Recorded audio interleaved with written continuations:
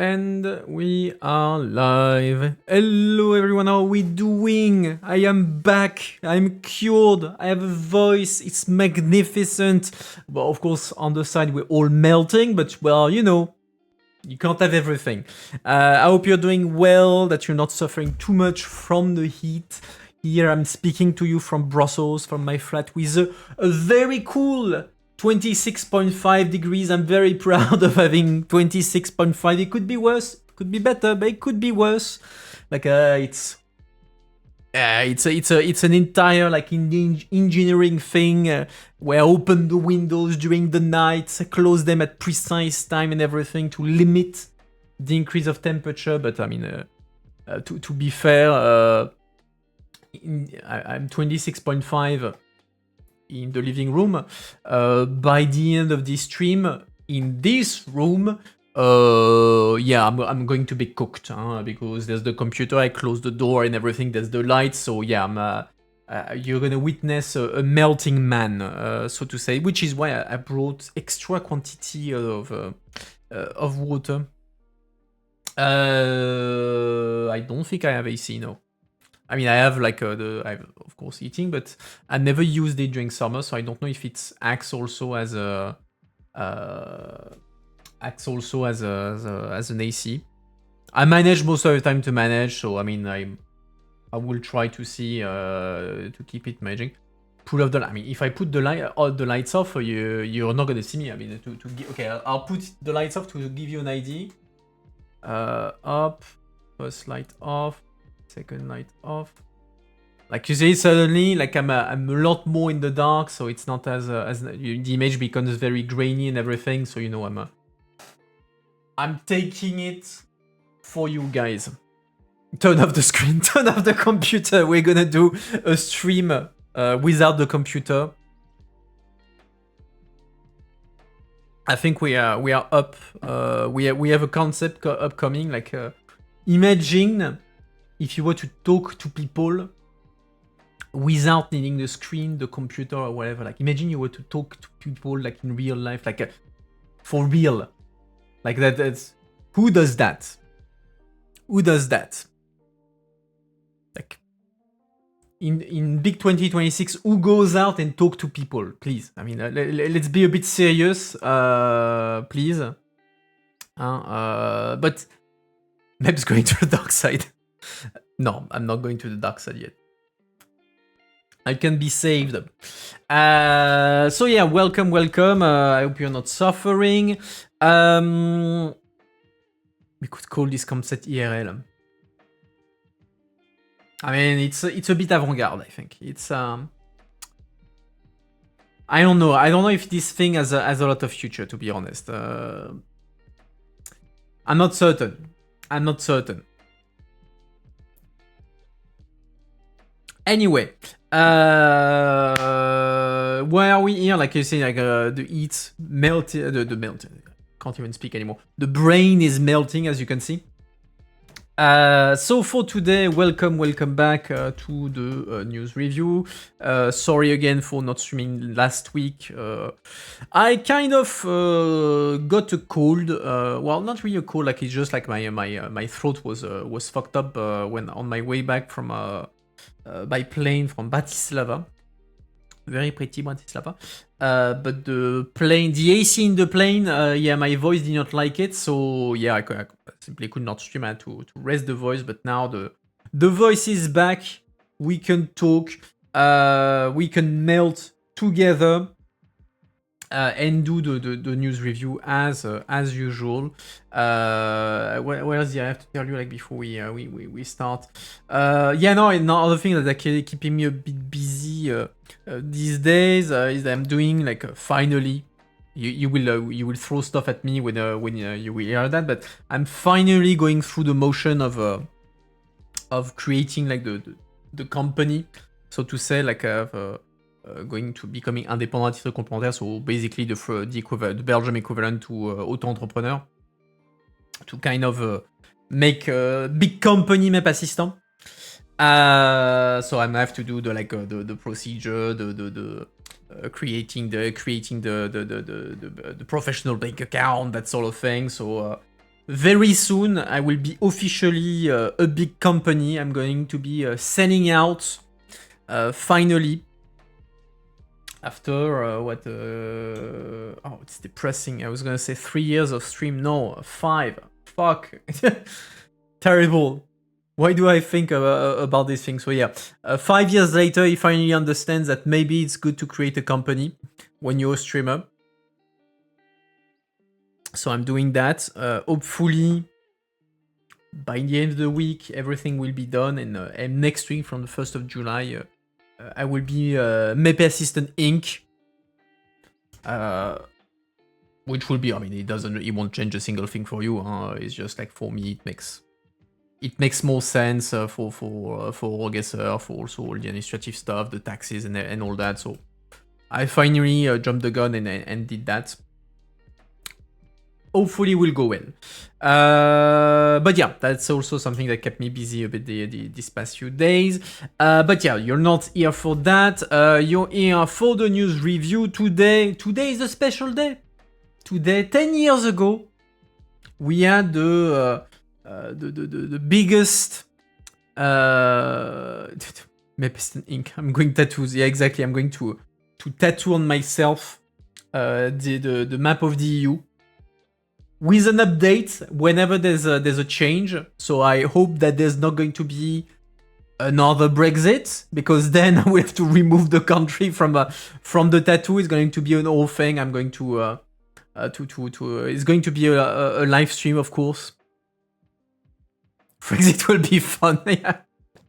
I mean, which one would be the biggest pain in the ass to remove? I mean, it depends also on how you do the tattoo and everything, but yeah, anyway.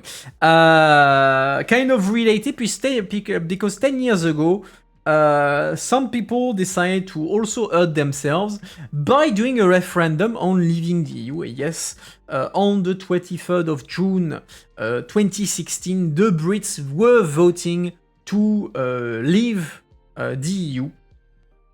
10 years already, I'm turning to dust. I still remember these, back then I was in the parliament, I remember the discussions and all that with my British colleagues. Back then they were like, yeah, no, don't worry, Quentin, it's gonna be fine. The Brits are reasonable, they would never vote for Brexit, don't be ridiculous. And the day after, yeah, that was a different conversation. So yeah, 10 years already since the Brexit referendum. So I figured there's plenty of articles about that, of course. But yeah, it was a good opportunity to go down memory lane and look at Brexit 10 years later. Did it work out for them? Are they happy with the end results? Who was right, who was wrong in the campaign? That sort of thing. To make me feel even older, like, how old were you, like 10 years ago, of course, but like, what do you remember, like, kind of the Brexit campaign? Like, was it something you paid attention, or it was like 10 kilometers above your head, you were not paying attention to these things because you were young, you had more important things to care about? Turn me to dust. Maybe you tell me, oh, but, I was in kindergarten, but probably not kindergarten, although you're very young, but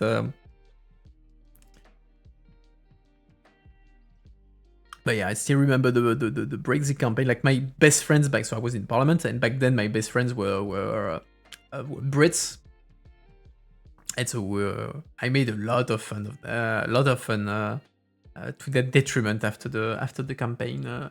They did not enjoy it at all. Like, even those that were working for Brexit, pro-Brexiter MEPs.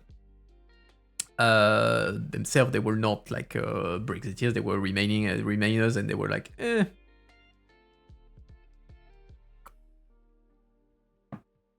You're following Brexit on NPR. You were in the UK on holiday during the vote. Oh. I remember the murder of a politician. Yes, Joe Cox, a Labour, so socialist MP. British MP. I think I'm trying to remember where she was from. I don't remember if no, she was not Scottish. She was English. But yeah, indeed, there was the murder of Joe Cox. Indeed, during the campaign that that shook a bit everyone. I remember how impossible it was until the very end. I remember the shock. I remember Scotland got screwed. Not only Scotland, Ireland as well. And then there was the Trump campaign that eclipsed it. It's true that he was like 2016 was annus horribilis. We had the Brexit, then Trump. Like 2016 was a grim year for people. Like in Brussels, people were depressed by the end of 2016. That is for sure. But yeah, I do remember as well like the birth of Joe Cox, and that indeed until the very end, like it was very unclear. Like I was gonna say Boris Johnson. No, not Boris Johnson. Nigel Farage, so the architect of Brexit, himself didn't think he would win.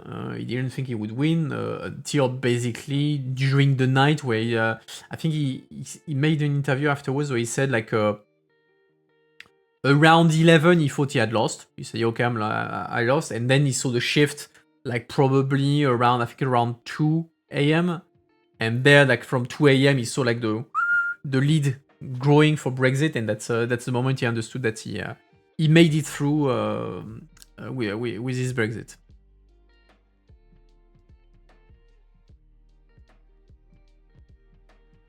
Scotland got screwed because they remained in the UK a few years before, just because they was threatened to be. Yeah, indeed. I mean, indeed. So so it was it's the famous 42% versus 48%. So 42% of the Brits voted for Brexit. But if you look at the repartition of votes geographically, like you see the divide. Like it's not even like it's extremely clear. Like you have basically the vote. The Brexit was a vote from England and Wales, and then Scotland, Ireland, and London voted overwhelmingly against Brexit, but lost. And indeed, the Scots were very pissed off because they said, yeah, okay, we were a majority of Scottish people voted against Brexit, so now Brexit is happening against our will. And also, as Stanbale was saying, a few years before, when was the referendum? It was like 2012? Scotland independence referendum, 2014. So barely 2 years before, indeed, there was a referendum on the independence of Scotland, and the premise, like the Scottish lost the independence vote, but people voted against the independence under the premise that the UK would remain in the EU. And so after the Brexit vote, there was a return of the question of the Scottish independence, because they say, well, yes, we voted in 2014, but now the equation has changed dramatically because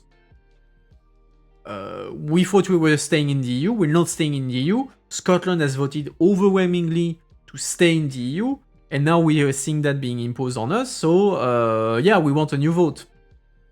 And Boris Johnson back then said, yeah, well, no, that's not going to happen. And to this day, it still hasn't happened. But indeed, there was a Scottish question, but the biggest question was less the Scottish, but the Irish question was at the very center of everything that happened after the referendum, because a good chunk of the negotiation on Brexit, the Brexit negotiation. So when after the referendum, the negotiation between the EU and the UK on making Brexit happening, the negotiation was to a large extent about Ireland, because the Brits wanted things that were completely incompatible with each other. Like they wanted at the same time to leave the EU, leave the customs union, leave the single market, so basically sever every single link with the EU, but at the same time maintaining the absence of a border between Northern Ireland and the Republic of Ireland because of the Good Friday Agreement, which was not compatible with the idea there would be a border, a customs union, like a custom border, a market border between the EU and the UK. And so the whole thing was about how do we manage this impossible red line that the Brits have imposed on themselves, and at the end they had to to kind of give up by pretending that Northern Ireland is part of the British territory, but at the same time there is a border in the sea between Ireland and the rest of the UK, meaning that de facto the Brits were kind of acknowledging that Northern Ireland was separate from the Great Britain.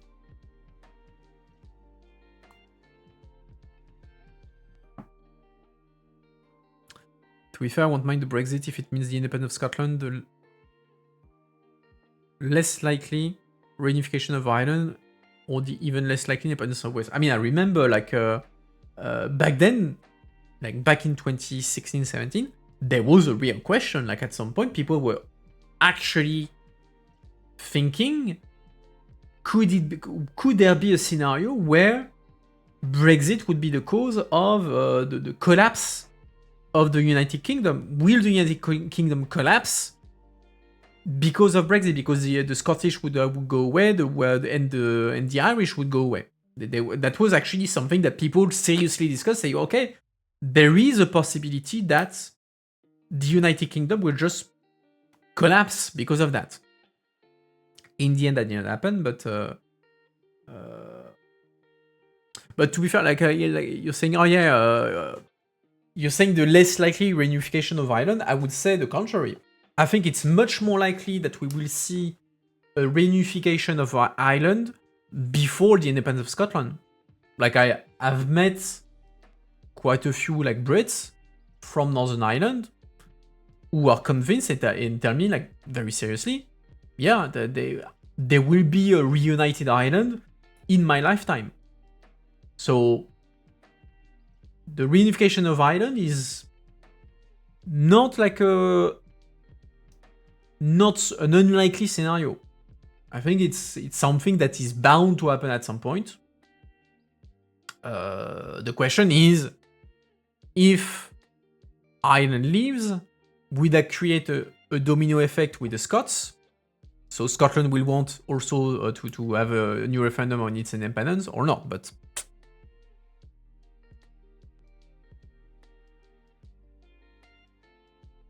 Scotland's support for independence is stronger now than it was at the moment of Brexit. Makes sense. Empling Camrio is growing stronger, but it's still far. Yeah, but I mean, for the Scottish, the difficulty is that they had the referendum in 2014, and so London will tell them, you had your vote, we consider that things sorted out for a generation at least. So I don't see the Scots managing to get like a new referendum for quite a while. Like I don't see that happening.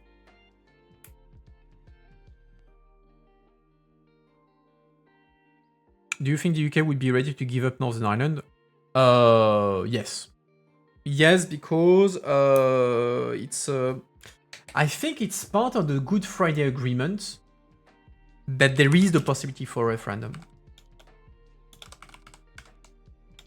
So the Good Friday Agreement is the peace treaty that put the end to the Irish Civil War de facto, when you had de facto what was called the Troubles, where you had a civil war in Northern Ireland between those who were in favor of the Northern Ireland staying part of the UK and those who wanted to be part of the Republic of Ireland.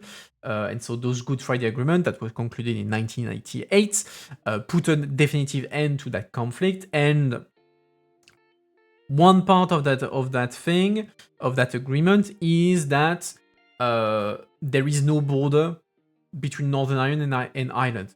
Like there is no border at all, which creates a problem for Brexit, because then the UK leaves the EU. How do you maintain compatibility with the Good Friday Agreement? And let me check, because I think in the Good Friday Agreement there is a possibility for an independence referendum.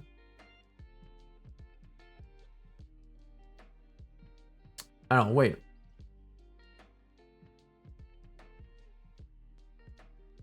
So Good Friday Agreement does not provide for Northern Ireland independence referendum. Instead, it establishes the legal framework for a border poll on... Okay. So you don't have like a referendum on Northern Ireland becoming independent, but there is the possibility to create a referendum on the reunification with Ireland. So Northern Ireland becoming part of the Republic of Ireland. And let's see how it works precisely. Let's see, reunification. So,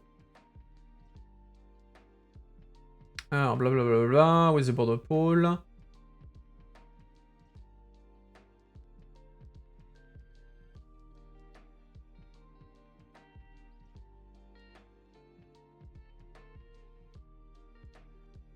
So the Good Friday Agreement states that consent for the United Ireland must be freely and concurrently given. So that means there must be a border poll, so a referendum being organized. So as part of the Good Friday Agreement, an explicit provision for holding a Northern Ireland border poll, so that's the name of the reunification referendum, was made in UK law. So the Northern Ireland Act of 1998 states that if at any time it appears likely to him, so the king most likely, that a majority of those voting would express a wish that Northern Ireland should cease to be part of the United Kingdom and form part of a United Ireland, the Secretary of State make an order of council to enable. So it's up to the government to kind of decide whether to do the referendum or not, but there is the principle within the Good Friday Agreement that Northern Ireland could leave the UK, and in that sense, like if there is a poll, like I have no doubt that the UK would accept the result. It's something that is organized as part of the Good Friday Agreement, and they want the Good Friday Agreement to stay.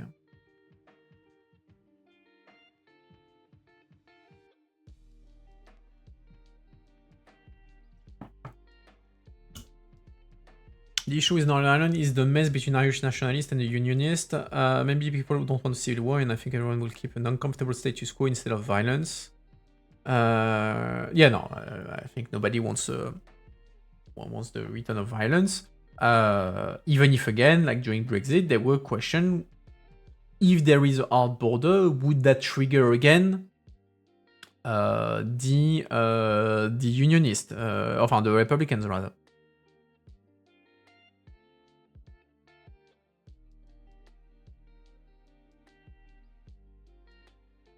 Do you think UK will be okay with Northern Ireland leaving if Reform is in charge? But I mean, that's the thing is that the question is who. The Secretary of State is the one making an order, but who is the Secretary of State? Is it the Secretary of State of the British government or the Secretary of State of the devolved government in Northern Ireland? Because if it's the London that decides there's going to be a referendum, Reform will never pull the trigger. If it's something that comes from the Northern Ireland, because there is a devolved government, and so you have like sort of a federated government in the UK. If that's a decision taken by Northern Ireland, then Reform will not be happy, but it would be very hard politically for them to go against, because it's part of the Good Friday Agreement. And I don't see Reform saying, yeah, okay, the peace agreement that put an end to a civil war, well, we're going to throw that out the window. I don't see that happening. Like, Reform will argue against the independence, or argue against the reunification, but I don't think they would prevent the referendum. They would campaign against, but I don't think they would refuse they would block the referendum. They would refuse the results or whatever, like as long as it's done legally.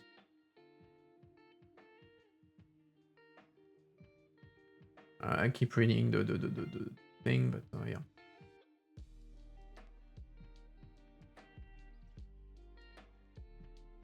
Farage doesn't seem like a smart fellow, not as dumb as Trump, but still. Farage is not as dumb as you might think. He's definitely more intelligent than Trump. And he is... I mean, he's definitely like a nationalist, and not even nationalist, but he would be definitely campaigning in favor of Northern Ireland staying in the UK. I don't think he would like reject a result of a referendum. Like Farage, that's not Farage, the style of Farage. Like he will campaign against it, and that's it. Like he's not a madman. And he's not like as unpredictable as Trump. So no, if there ever were like a referendum taking place under Reform government, so Reform is the new party of Farage, so basically far right. I think they would accept the result. Like I would be extremely surprised if they do otherwise, especially given that, I mean, we're talking about Ireland. Ireland has... Because, like, the complicated thing in this thing... Okay, let's assume, like, Farage doesn't want to accept the results of the referendum. So, basically, he's throwing out the window a peace treaty, a peace agreement, and... I mean, you certainly do not remember that. I was a kid myself when it was the Troubles. They were not. It was not peaceful negotiation, a peaceful protest. People were bombing each other. You had bombs in the UK. You had bombs. People getting killed in Northern Ireland. It was a violent conflict. The Troubles. So throwing out the window the thing that stopped a conflict like this on British soil. Politically, not the smartest move. Second, this referendum is about not independence of Northern Ireland, but reunification with the Republic of Ireland. So that means that if a Farage government was to reject... merci Jean. Travaille ton anglais. J'espère que tu as survécu à la... Sorry, we're doing a French break. J'espère que tu as survécu à la chaleur pendant les QAG. So, if Farage was to say, screw the result of the referendum, he's getting the Irish on his back.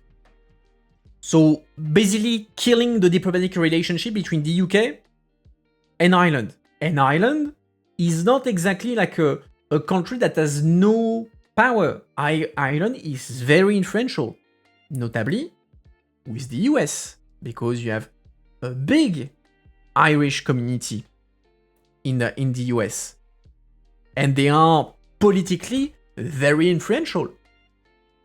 So again, Farage would certainly put a target on his back with the US and the EU and basically everyone. So again, I don't see a scenario where Farage has an interest in refusing the result of a referendum.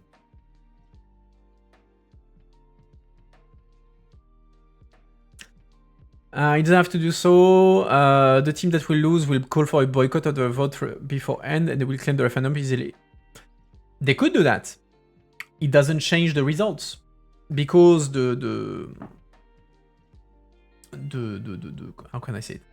The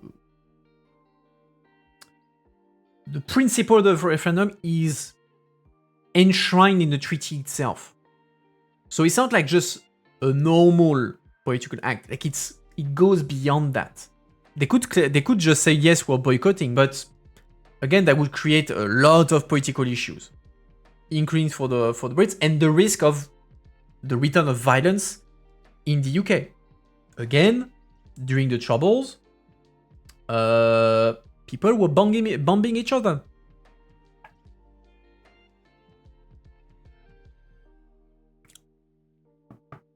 The song Bloody Sunday doesn't come from nowhere.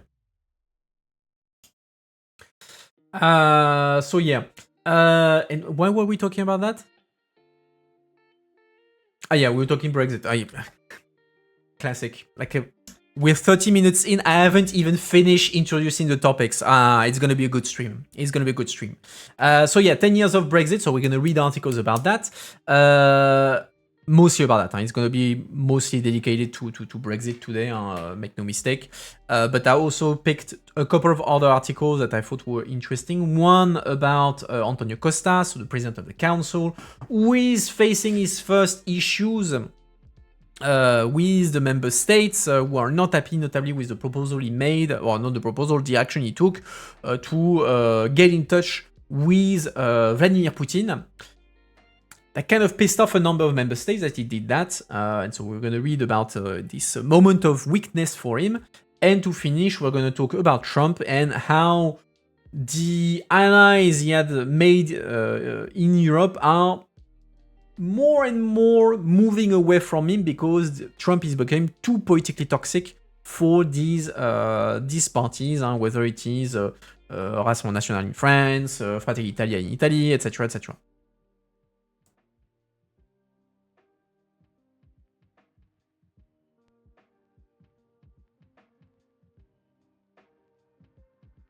Maybe you're right, but if the Republic of Ireland doesn't openly approve a referendum or unification, there is no lockout. Yeah, okay, but that's, again, I'm assuming that we're talking about a referendum that is done according to the rules defined by the Good Friday Agreement. If, of course, if you have a referendum that is being done outside the framework of the Good Friday Agreement, yeah, that's a completely different story, and it will go nowhere. It would be like the Catalan attempt at a referendum to get independence from Spain. That would go nowhere.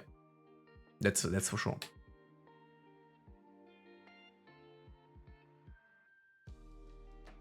Yeah, it's true that Meloni and Trump kind of have had a falling out. It's not the first. It's not the first. For those who missed it, there was the G7 meeting last week. And so apparently Trump and Meloni had a photo together.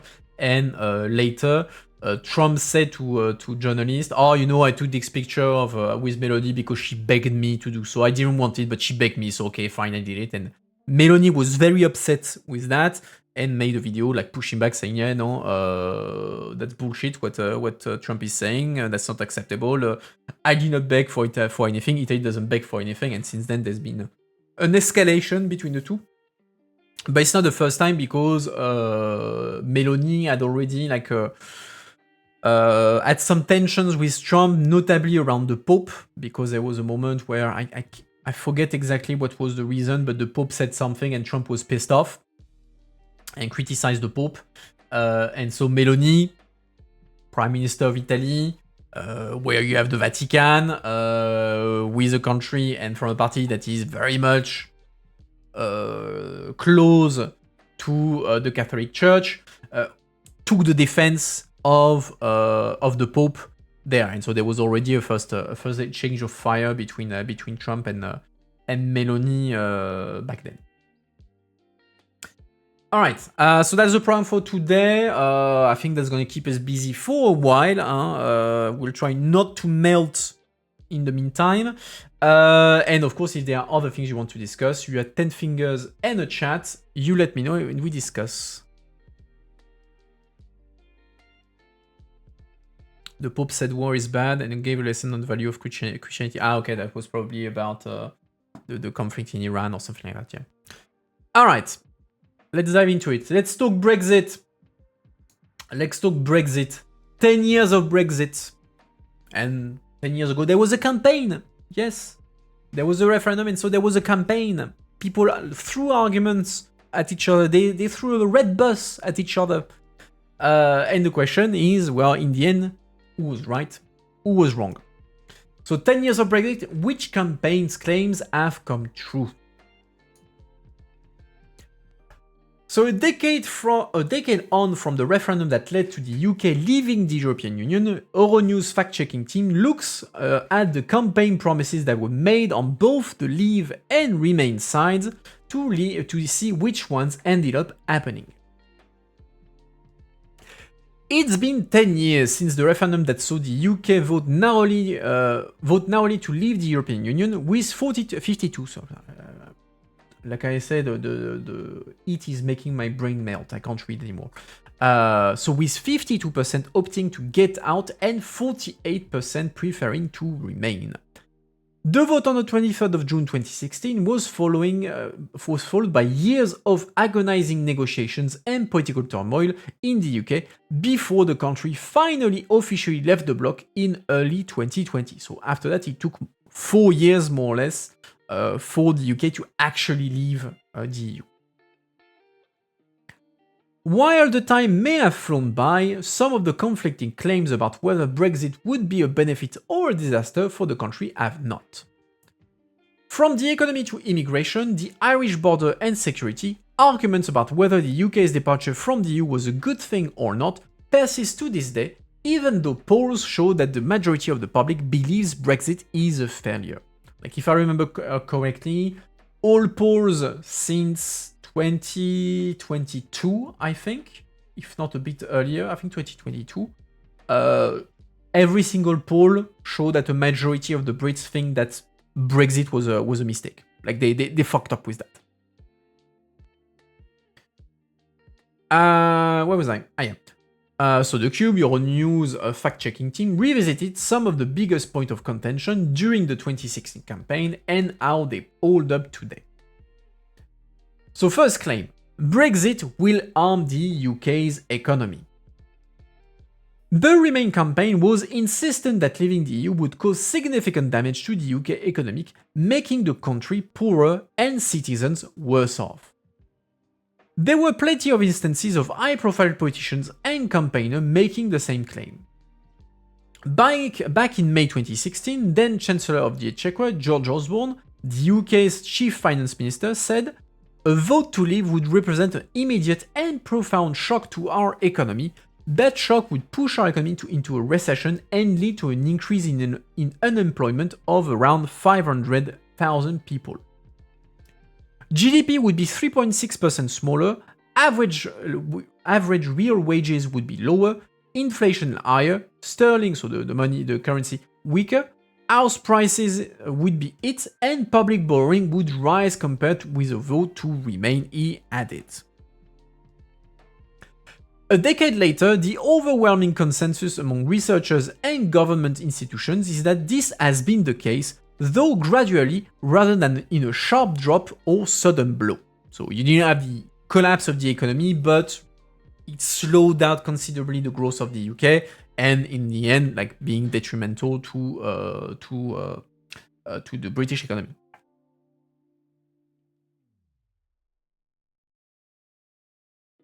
So they finally understood that the EU called the bluff of Britain for almost nothing. What do you mean? Like for almost nothing for who? Who got almost nothing? Like the Brits didn't get any benefits? Yeah, that I mean that's undeniable. Yeah. Now like I said, since 2022, every single poll shows that yeah, okay, we fucked up. That was a dumb idea. I mean, to be fair, like in all areas, there's only one where you could make an argument that Brexit was better for the Brits. It's for anything that is foreign affair related. Because by definition, with the UK leaving the EU, that means they don't have to coordinate with the others. So they can take much faster decisions and not have to kind of negotiate a position with the other, whatever. They can do whatever they want. So that's pretty much the only area where Brexit could be considered a benefit, because they can be much more decisive in taking decisions when it comes to foreign affairs. And even then, you can make some counter argument because by saying, for instance, that not being part of the EU diplomatically means that you are also more susceptible to diplomatic and political pressure, because you don't have the 27 behind you also to back you up if you have issues. So that's you can make counter arguments on this. But that's the only thing where you can argue that you can make an argument, I think, that Brexit gave potentially some benefits to the UK, but on the rest, not so much. So the UK's own Office for Budget Responsibility has said that the country's productivity is down 4%, the UK's EU exports and imports will be lower 15% in the long run, and that new trade deals with non-EU countries haven't had a material impact. I mean, to be fair, after Brexit, the only thing that the UK did, the main thing that the UK did in terms of trade agreements was to copy-paste agreements with the EU. Basically, they said, "Oh, look, we've concluded many trade agreements with other countries since Brexit." Actually, what has happened is that simply the countries that already had a trade agreement with the UK said, "Okay, well, let's just copy paste the content of our agreement with the EU and be done with. Like, well, we could just continue business as usual. We don't have to renegotiate the whole thing and whatever." So technically, the UK was getting a new trade agreement, but actually it was just the continuation of the situation pre-Brexit.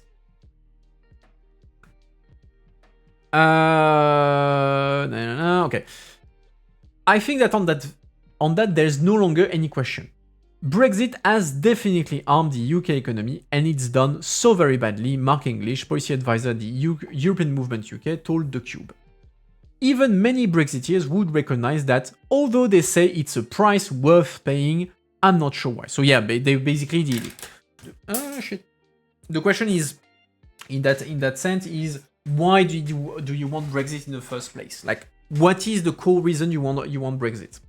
For many Brexiteers, the argument for Brexit was not economic. It was not an economic matter. It was a question of sovereignty.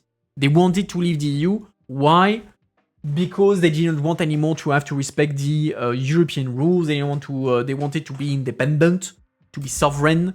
They wanted to have borders, so not having immigration, etc. So the argument about the economy, many Brexiteers would indeed tell you, well, even if that's the case, I don't give a shit because the priority is sovereignty. So yeah, okay, we're gonna lose money, but we'll be more independent, and that's better, and that's what I want. So that's also why one of the criticisms that can be made to the Remain campaign is that the arguments they presented were not matching the issues that were pushing people potentially to vote for Brexit, because they were making an economical argument, saying, "Oh, look, it's going to be terrible," and that's what back then that's what the Brexiteers were calling Project Fear, in the sense, "Oh, look, they're just trying to scare you that everything is going to be terrible, and so that you don't you will not vote for Brexit." But the problem is that the people that were voting Brexit were not voting because of economic argument. They were voting because of sovereignty and because of immigration. And there, the Remain camp was not providing answers.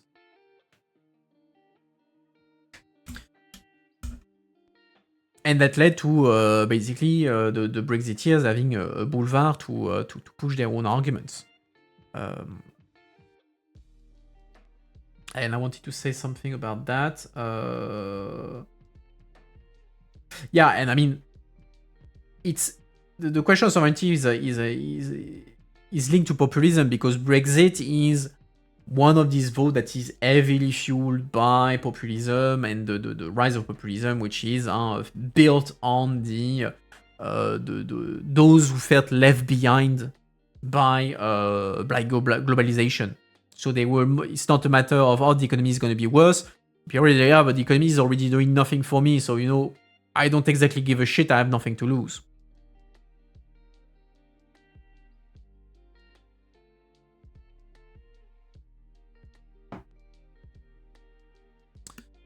In the first place, it was a negotiation posture for David Cameron in the wake of the euro crisis. He didn't want to contribute for a currency that didn't use. I mean, okay, then we're going back to the origin of the referendum. The origin of the referendum is basically an internal struggle within the Tories, so within the Conservative Party, led by David Cameron. David Cameron, to buy and shut up the vote, David Cameron sees the rise of a Eurosceptic wing in the Tories, and also the rise of Nigel Farage. And so to kind of shut up his own party and get their support, when he ran to become chair of the Tories, so the president of the Tories, and then later on that meant that he would become the prime minister, he promised, I will do a referendum. He said, yeah, okay, if you elect me as president of the Tories, so it was an internal vote, if you vote for me, I promise you will do, and I become prime minister, I promise I will make a referendum on the UK belonging to the EU. And then when he became prime minister, he did that. But initially, Brexit is something that was done purely to appease and control the Tories, and notably the Eurosceptic wing, the increasing Eurosceptic wing of the Conservative. It was not like something that was like a popular demand or whatever. It was like purely something that was internal to the Conservatives, to the Tories, and that then became the policy of David Cameron, who thought that he was going to win because the British people were reasonable, and actually that blew up in his face. Yeah, and also like on the economic impact of Brexit, like one of my favorite Brexit anecdotes is the following. So one of those who were the biggest supporters of Brexit were the fishermen. British fishermen were hardcore in favor of Brexit. Why? Because they wanted to get rid of the European fishermen in the UK waters. Because of course, when you're part of the EU, the French fishermen could go fish in British waters. And as it happens, a lot of a good part of the fish stocks were in British waters. Meaning that the British fishermen were saying, oh, look at the French, at the Dutch, at the Spanish fishermen coming in the British waters to steal our fish. Bastards. And so they wanted to kick out the competition, basically, and so they were hardcore in favor of Brexit, because that meant, it's going to be our fish and just for us. And so they were extremely in favor of Brexit. They became like an important constituency. Brexit happens. Fishermen, very happy. Great, now we have control of the fish. But in practice, that's not what happened.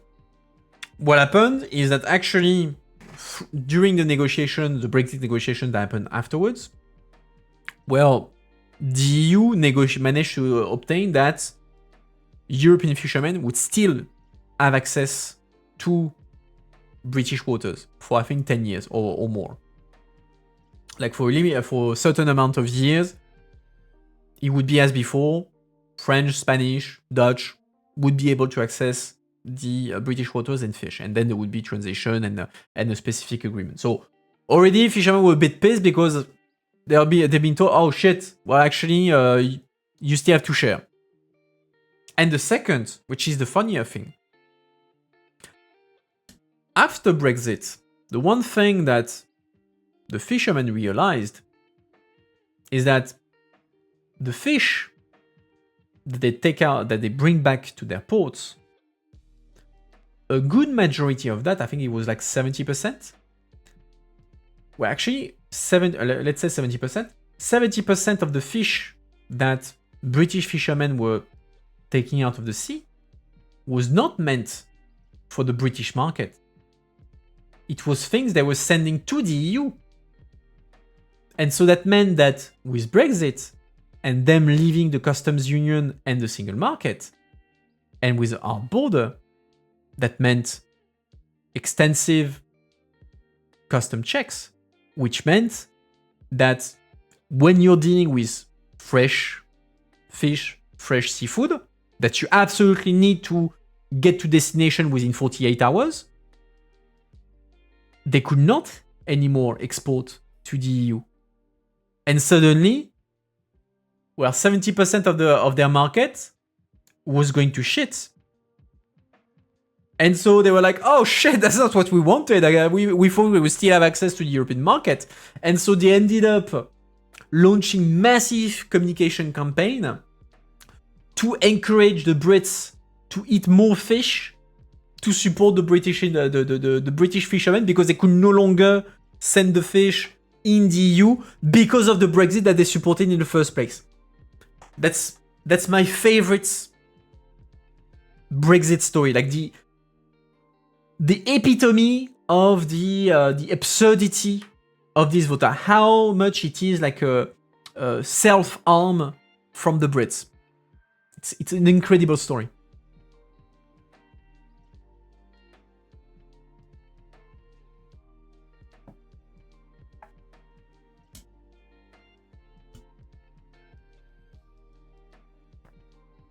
You think it would have been easier for the UK to stay in the EU and try to negotiate for an exclusive fishing zone for the UK fishermen? No.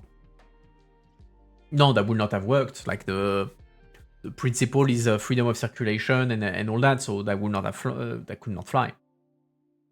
Like from the moment you're part of the EU, the principle is that you can't discriminate or whatever. So no, they could not have negotiated. I don't think they could have negotiated exclusive fishing zone just for them. That's not how it works.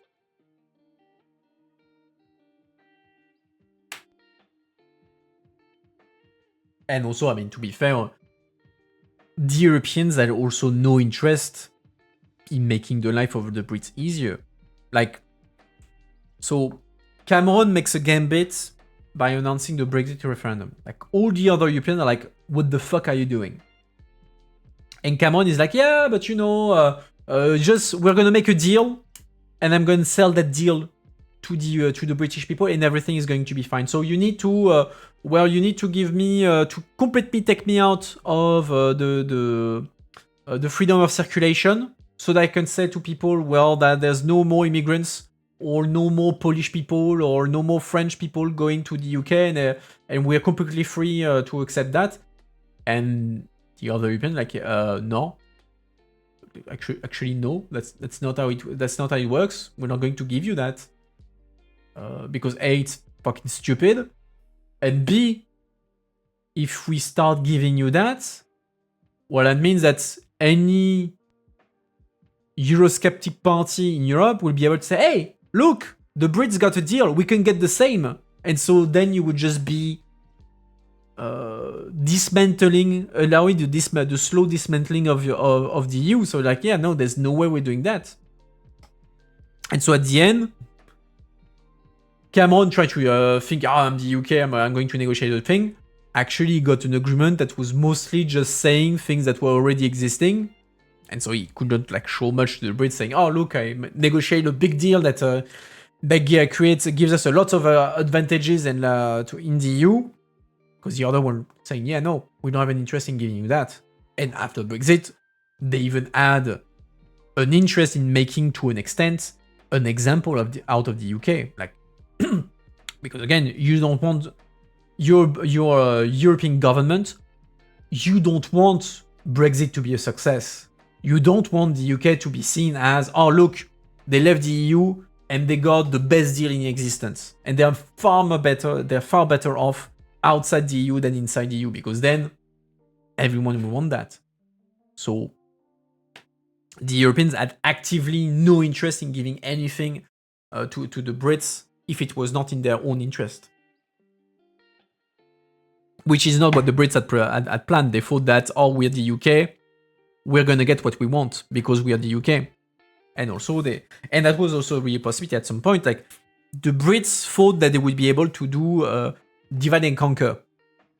That they would be able to play Germany against France, the Polish against Denmark, etc. And basically say, oh, look, Germans, we can make a deal, and then you give me what I want, and then you can screw over the French, machin, machin. So if they thought they could divide all the Europeans against each other to get what they wanted, except that the Europeans saw the trap, and instead they acted as a block. They say, yeah, no, we're all united. There's a single position, and that's with the Commission, that's with Michel Barnier that you're negotiating. We're not going to undermine the Commission, which was not what the Brits were planning on. They thought that the countries would go after their own self-interest and not defend European interest, which will allow the Brits to get a better deal. But the Europeans saw through that trap and said, yeah, no, screw you.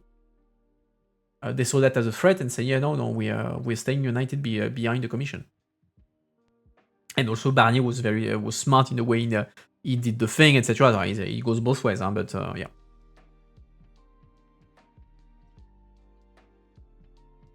Negotiating about non-negotiable core principle is the sure way to make your deal very difficult. I don't know, of course, he was delusional. The Brits were delusional that they would manage to make the EU agree to throw out the window things that are indeed at the core of the European project. Like, there was no way in hell it was going to fly.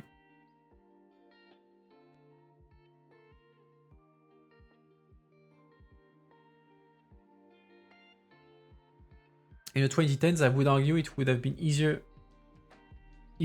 to convince France and some other European countries to put an end to freedom of circulation because many spat on it back then.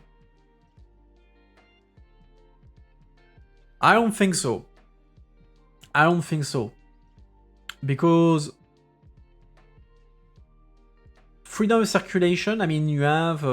for us, it's even more important than for the Brits. Because the Brits, they're an island. So they don't exactly cross borders like on a daily basis. Your France, your Germany, your Poland, you have physical borders, you have entire part of your economy that rely on crossing the border on a daily basis with people across both on both sides of the border and everything. So they're part of Schengen and everything. So I think it would have been I don't think it would have been easy to sell the French and or other European countries to throw the freedom of circulation out the window. That would not have because again, when we're talking about freedom of circulation, it's not like we're not talking about immigrants. We're talking about European citizens. Remember that in 2015 there was a terrorist attack in France, splitting. Yeah, okay, but freedom of circulation for non-Europeans. For Europeans, like nobody was saying, "Oh no, we don't want the Germans in France." That was not a topic, and even then, technically that's still the case. You had exception to Schengen, for the past 10 years. The EU, France has applied the exceptions to Schengen.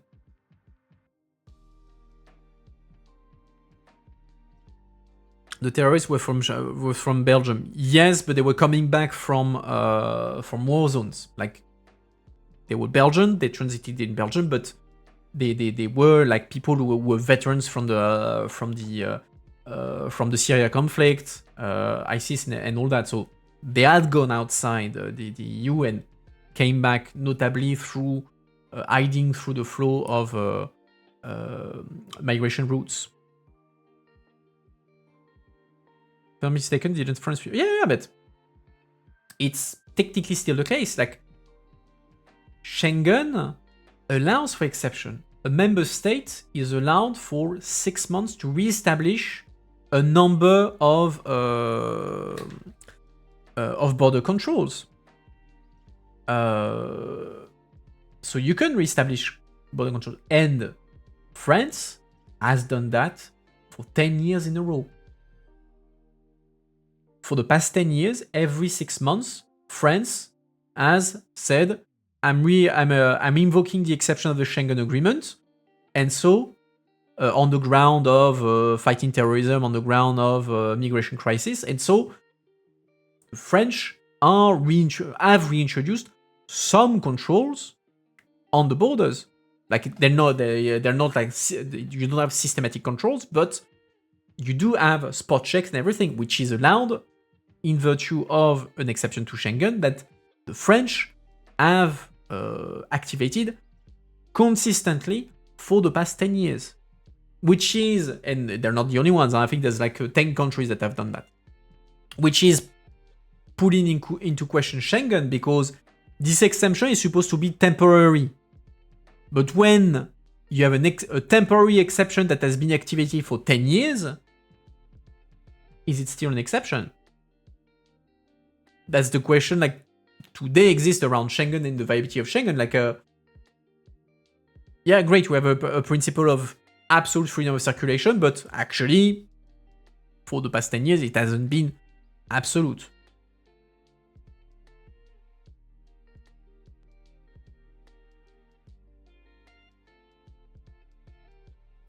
I think it may be possible to convince other countries to negotiate the freedom of circulation part of the EU.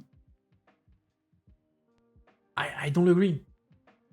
I still don't agree, because here we're talking about, like, what the Brits wanted was an end to the freedom of circulation. Like, no one was coming in.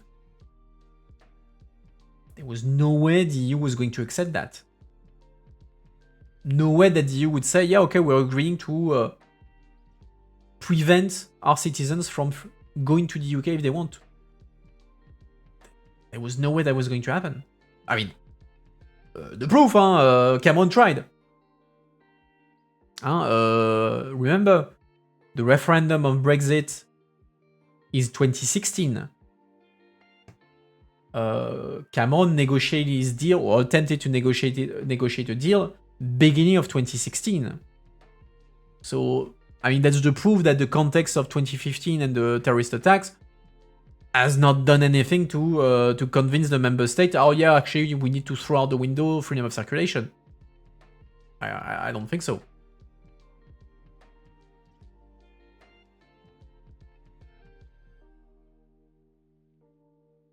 I think the populist right wing could have done. Okay. If we had far right government back then, yeah, okay, maybe. Like a French far right government in 2015, yes, okay. D'accord. If we're making history and saying, okay, if Western Europe was under a far right government, okay, maybe yes, back then they would have been open to put an end to freedom of circulation. Okay, if that was the premise of the question, yes, okay. In that context, it could have been a possibility.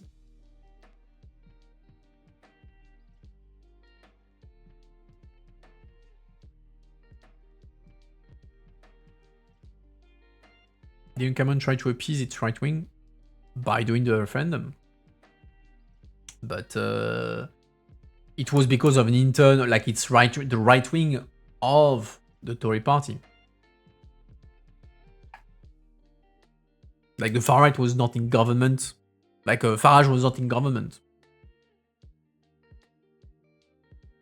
Anyway, let's continue. Where was I? Okay. Core estimates range from the UK being 4% poorer than it otherwise would be because of Brexit to 8% poorer, he explained. Jonathan Port, Professor of Economics and Public Policy at King's College London, voiced a similar, if slightly less damaging opinion. The consensus among economists was that Brexit would harm the UK economy, and that has proved to be correct, he told us. There are a variety of estimates for how large that damage has been, but there is a consensus that the damage has been significant and long-lasting. Estimates have ranged up to 8% of the GDP, although my personal view is that that's rather implausibly high, but certainly it's possible to say that Brexit has cost the UK economy perhaps 3 to 5% of the GDP, he said. Which is not like a small amount, I would say. Experts say that there has been some marginal benefits in the sense that the UK was able to conclude a free trade agreement with India, although a limited one, one of the world's fastest growing economies before the EU. However, much like the OBR said, these have not produced a significant impact on the British economy. Additionally, it's worth noting that following the UK's withdrawal from the EU, the global economy was rocked by successive crises such as the COVID-19 pandemic and Russia's full-scale invasion of Ukraine. While it can be therefore difficult to disentangle the full effects of Brexit from these other economic shocks, according to researchers, the figures do clearly point to it harming the UK's coffers. There are quite a few different studies using different methods, and they all, I think, point in the same direction, Porter said. The damage has been significant, although the precise numbers do vary, and I think given the uncertainty, we will never know precisely what the impact of Brexit were, because it is very complicated. We don't have an alternative counterfactual world in which Brexit did not happen, he added. But we can be reasonably certain that Brexit has done significant economic damage. Second claim. Brexit will allow the UK to significantly curb immigration. Immigration was a significant battleground during the 2016 campaign, with prominent leaders arguing a departure from the EU would enable the UK to fully control its borders and drive down the number of migrants coming into the country. Voters were promised repeatedly at elections that net migration could be cut to tens of thousands, Conservative politicians Boris Johnson and Michael Gove said at the time. This promise is plainly not achievable as long as the UK is a member of the EU, and the failure to keep it is corrosive to public trust in politics. Immigration from the EU did fall dramatically as freedom of movement ended, but figures from outside the bloc rose, taking immigration levels to record numbers in 2023. So they managed to kick out the Europeans, not those from outside the EU. According to the Migration Observatory at the University of Oxford, EU net migration has been negative since 2022, with 42,000 more people leaving than arriving in 2025. This is a significant change from the run-up to the 2016 referendum, when EU citizens made up a majority of immigration and net migration to the UK. So basically today you are a European, like a citizen of the European Union, you tend to leave the UK, you don't want to live in the UK, to be in the UK. Which created a bunch of issues for them. For instance, well, their hospitals, they were run with Polish nurses, French doctors, Spanish dentists, whatever. And so all these people suddenly were like, hey, actually I'm going to leave because I don't feel comfortable with how you deal with us. And so that was a problem for them because oh shit, we have essential workers that are leaving the country. What do we do? What was I? Net UK migration in general reached 944,000 in the year ending March 2023, before dropping to 171,000 in 2025, falling more in line with levels seen before the new post-Brexit immigration system was introduced. Port said that pro-Brexit campaigners' promises to end the free movement of people from other European countries and introduce a new skill and salary-based system were ultimately kept. However, the strong implication that this would lead to a significant reduction in immigration did not come to pass. Now, that wasn't just Brexit, because most other European countries also saw significant increase in immigration from outside the EU after the pandemic as a consequence of labor shortage that emerged, he said. But overall, the increase in non-EU immigration more than offset the decrease in EU migration, and so Brexit, as far as we can tell, did indeed lead to an increase rather than a decrease in immigration. Okay, the one thing I don't understand is why... like the explosion of net migration, like okay, that's Brexit year, but I'm a bit confused there. Non-EU migration, net migration, like it's funny, you see like the Brexit was only effective in 2020, so for 4 years, like technically the UK was still part of the EU. And yet, you see that between 2016, which was actually at a peak, and 2020, like look, January 2020 is up, I don't have it, let's say March. So 81,000 versus 322,000. More than 3 times reduction in 4 years. And then it explodes from 2020, most likely because of COVID, but still there I'm a bit confused as to what's the factor there. English noted that it's important that pro-EU Brits try not to overstate the impact of Brexit here, but that it was only natural that non-EU migrants would fill the gap left by Europeans. Yeah, of course, if you have all the European doctors that are leaving, well, you're going to bring non-European doctors to replace them. I do think it's important that people on my side of the debate don't overclaim, he said. A lot of that rise in immigration had nothing to do with Brexit. It came from the fact that we offered sanctuary to people from Ukraine. Well, no, that doesn't work. Ukraine is 2022. 2022. Okay, no, okay. Okay. Okay, yeah, there's definitely a Ukraine impact because like December 2021, 500,000 basically to then almost 1 million. Yeah, okay. So there's definitely a Ukraine effect. Okay.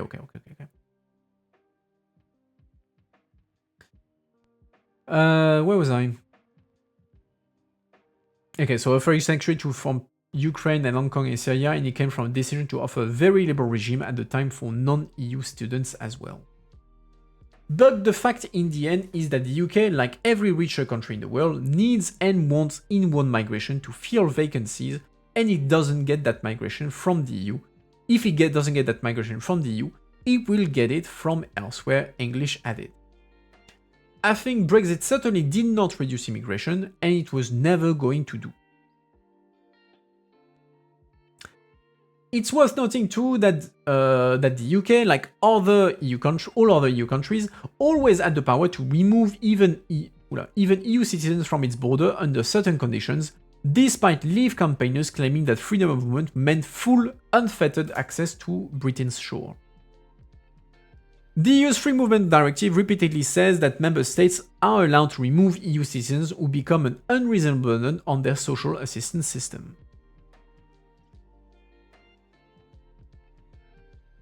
To make sure there is a link with Ukrainian war, we will need to check the repatriation of immigration by origin country. True, but we still have a vertical, like, and the UK was like very much like one of those opening borders to Brits. So there is a correlation, like a good. There's lots of Ukrainians in this post 2022, like that's for sure. But the trajectory, I agree, remain the same. The question is like,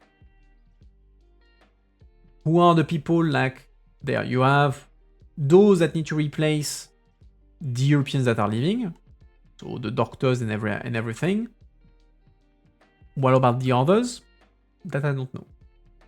But you have like for the post 2022, you must have like Ukrainians in there. The question is like, why from March 2023 then there is a collapse? So you can make an argument that's clamp down on illegal migration, but still like it's very like sudden. Like you go from above 1 million to suddenly in 2 years, like less than 2 years, March 2023.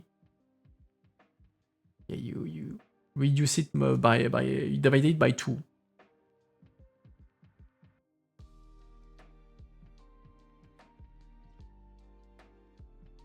What happened in 2020? Yeah, no, I agree. There are things there, like it's even like December 2021, so they returned to Ukraine for some time.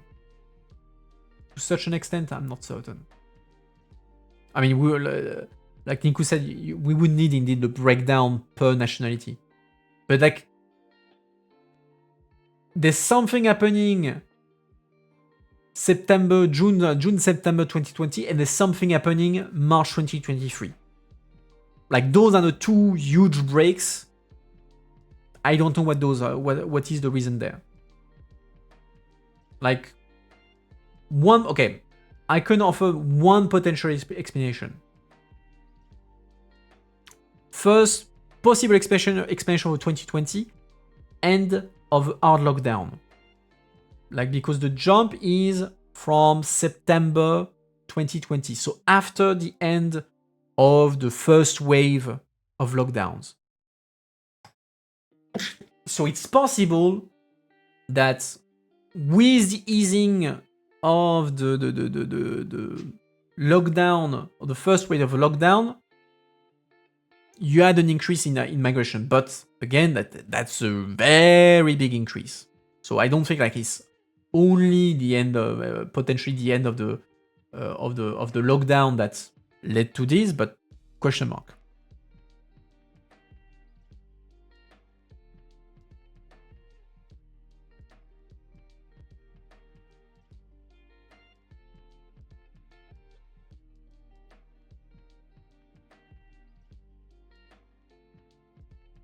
The jump would correspond to all migrants that were stuck during lockdown and finishing their travel there. Could be. I think there has to be something COVID and lockdown related around that time. But still, that's a huge increase. Like the I don't think it's just lockdown. There must be something else. I don't know. I don't have the explanation. In 2023, there I have no clue what made the sudden drop. There I have no clue.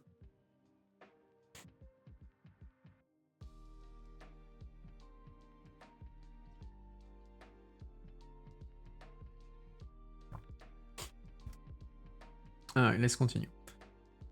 Alright, next claim. Brexit will slash cumbersome EU bureaucracy.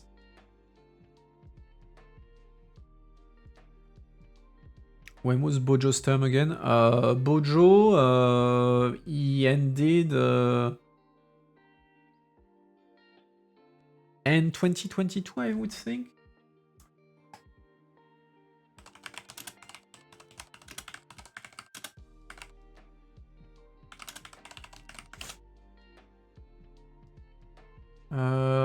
Yeah, end of September 2022, the end of his mandate. So that's about 6 months after the end of his mandate. You have Liz Truss, that is Prime Minister for about the lifetime of Letus. And then his... what was his name? Help me chat. What's the name of the one after Truss? Sunak, thank you. But yeah, I don't have an explanation on the 2023 thing. Alright. So Leave campaigners claim that quitting the EU would mean the UK would no longer be bound by restrictive EU red tape, as it could do away with any inhibiting EU regulations, while Remain supporters said the opposite and that things would actually get more sluggish. It would be a return to the bad old days of endless forms and burdensome bureaucracy, then Prime Minister David Cameron, a Remain campaigner, said in March 2016.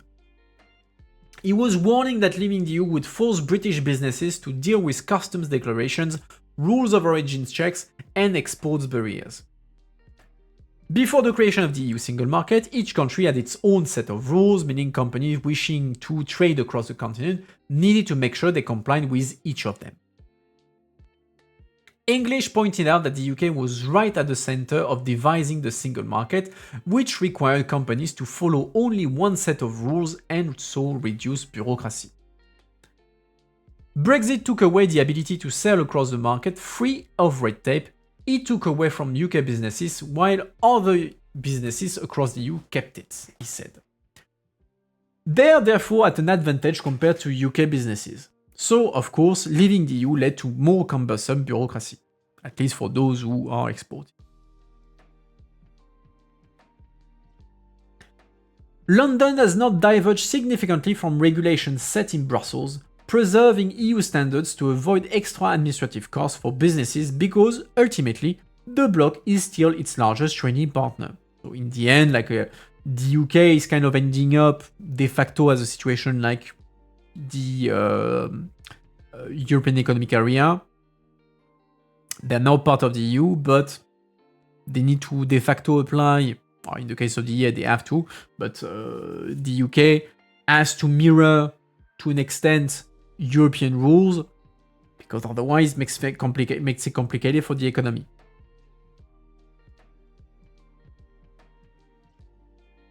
Multiple sets of red tape instead of one is definitely not a good policy. Yeah, for sure. Brexit did not mean a bonfire of domestic regulations in the UK, English said. And the reason for that is pretty simple. The British public wants to know that the products it buys are safe, and they want to know that businesses are properly regulated. Port said that ultimately Cameron was right in the short term, as there was a significant increase in civil service work and areas of regulatory policy following the Brexit negotiations and implementation period.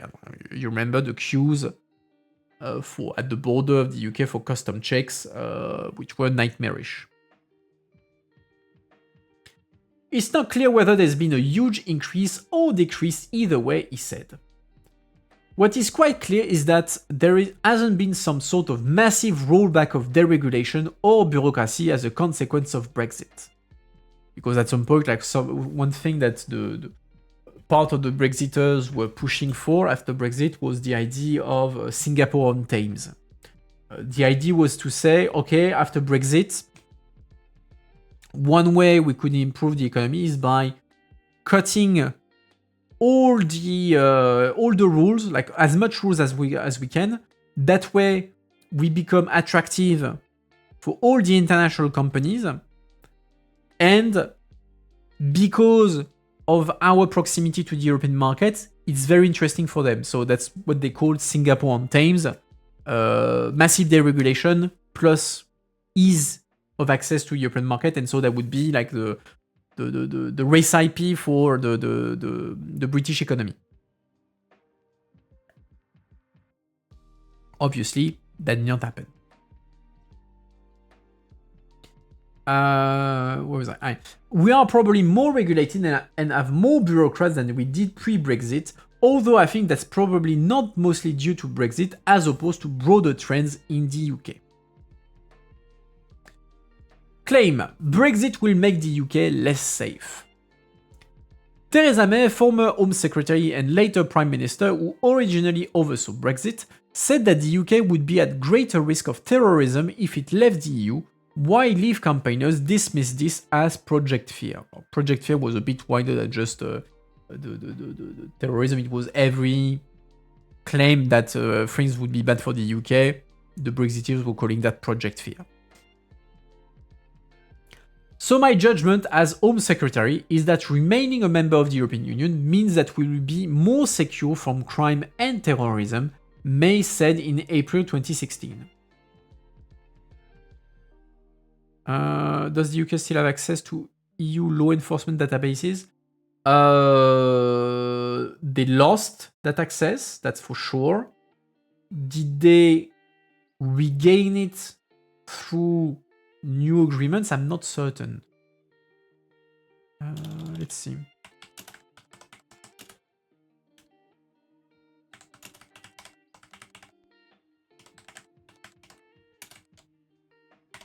Let's see. Yeah, there is a specific treaty, security treaty post-Brexit to allow reciprocal data sharing.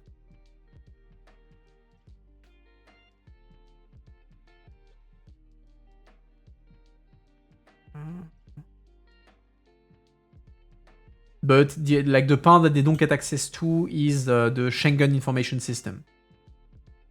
There they don't have access to the information. They have to go through Interpol to get access to other kinds of information. So they post-Brexit, they had to negotiate a new deal. That allowed them to have access to data sets, databases. The Europeans will also get access to British databases. The only exceptions being for the Schengen information system. Okay, so she based her comments on the raft of databases that the UK would be left. Okay, so we just discussed that. If it quits, which did indeed end up happening.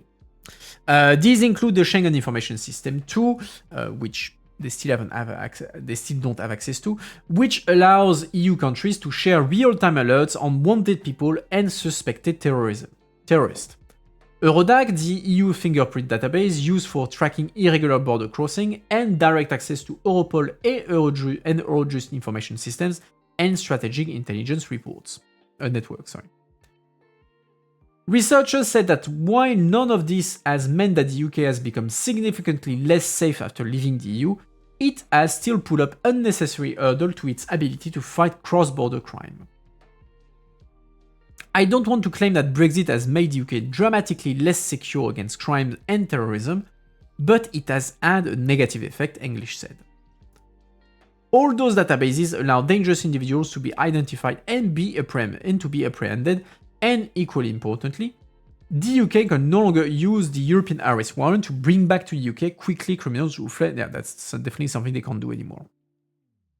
The European arrest warrant is something that if you have a criminal that is subject, so you have a criminal somewhere, you subject that person to a European arrest warrant.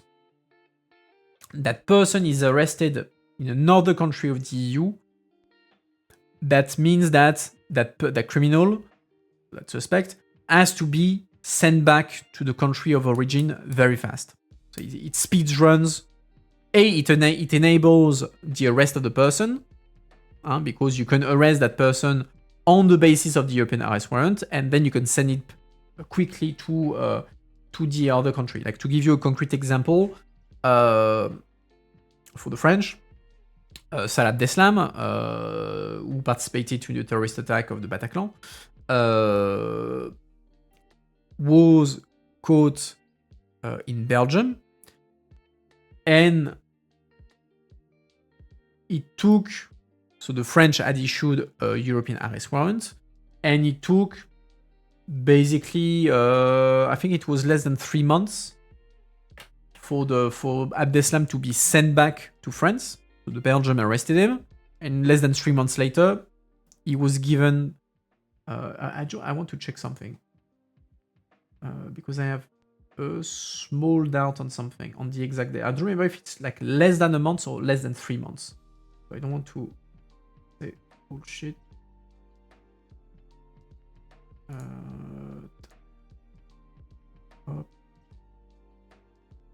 I need to go in my database.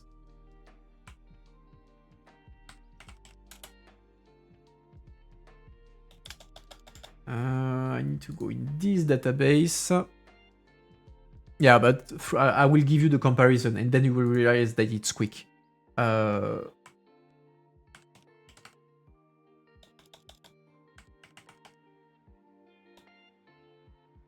Okay.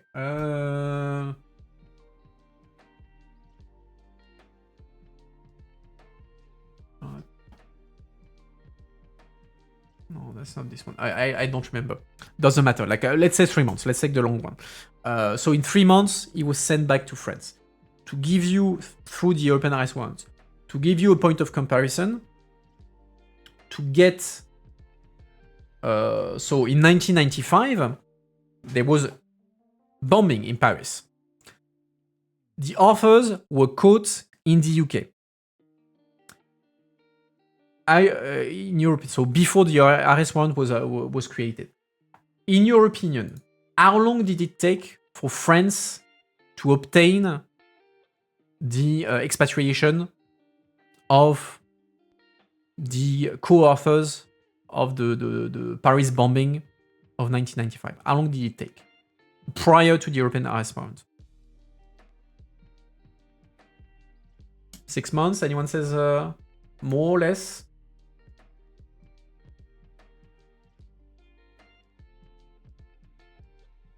No idea?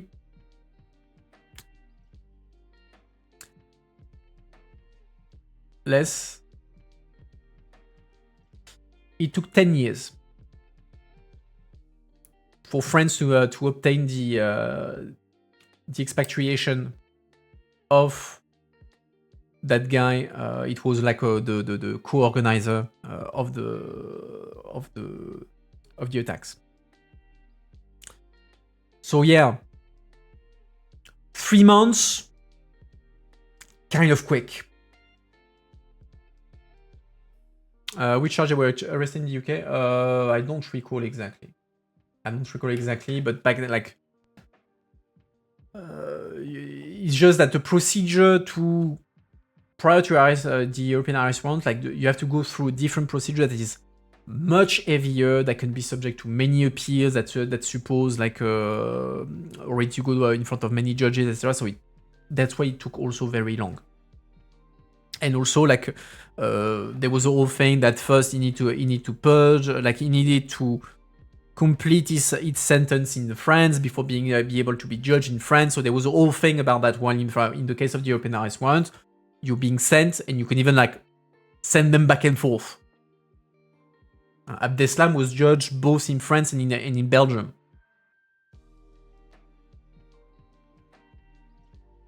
So yeah, kind of a useful thing, the European arrest warrant. Where was I? Portes said that similar to post-Brexit trade barriers, it has made cooperation between the UK and other European countries more difficult. It's clearly not helpful, but equally, I don't think there has been some sort of huge, obvious, catastrophic failing as a result, he told the Cube. But in practice, this cooperation continues, is just slightly more cumbersome. Any questions on that before we continue on Brexit? Like I said, it's going to be mostly Brexit today.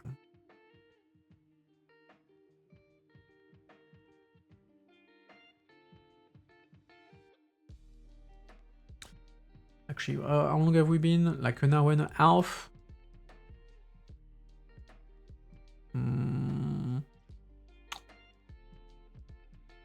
Which businesses got better with Brexit?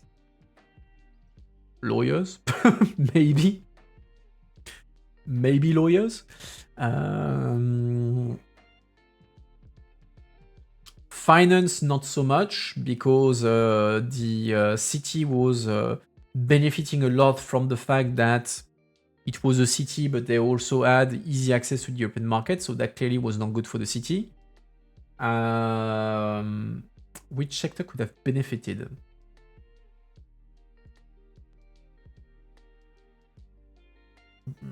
Agriculture, they don't have anymore the CAP, so not so much. Fishermen, not so much. I can't think like of an economic sector that massively benefited from or massively that even got better.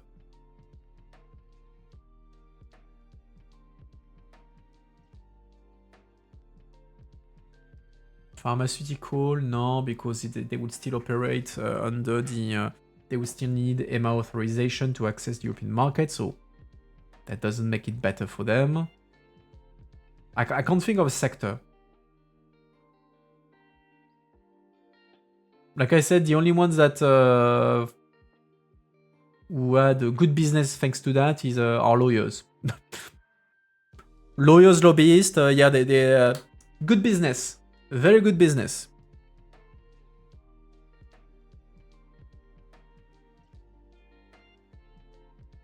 But apart from that, can't think of a sector.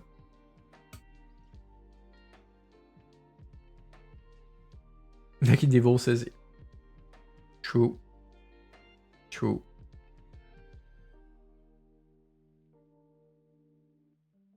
I mean, Brexit is a continental divorce. You could argue that Northern Ireland is kind of the shared kid, that you have in shared. How do you say in English? Garde alternée. Enfin, I don't know, but like it's the key that you kind of try to maintain together. All right.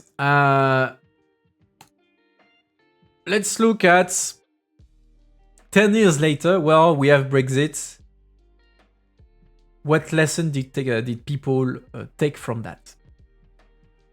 And so a decade later, Europeans are more positive about the EU than during Brexit. I mean, you could argue, and I'm among those, that Brexit is probably the best communication campaign the EU ever got in its life. Like, the Brexit negotiations were like the moment where people realize, oh shit, actually the EU does quite a lot of things and it's very complicated to leave it. So actually it's a pretty dumb fucking idea. Together with COVID, I think Brexit beats it. Like, okay, I agree that COVID did help a bit, like on the European vision, like the European perception, but like Brexit, I think beats it.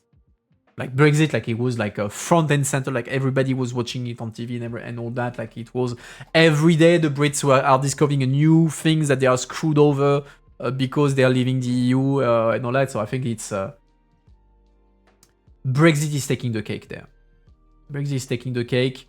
I mean, and that's because of Brexit that a large amount of the Eurosceptic parties across Europe have quietly put under the rug their demands to leave the EU. Because suddenly people realize, oh shit, that's a dumb idea, look at the Brits.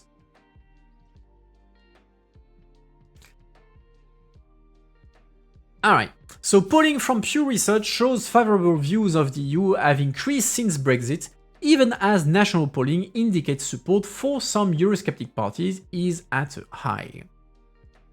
But at the same time, these parties have also changed position to a certain extent about the EU.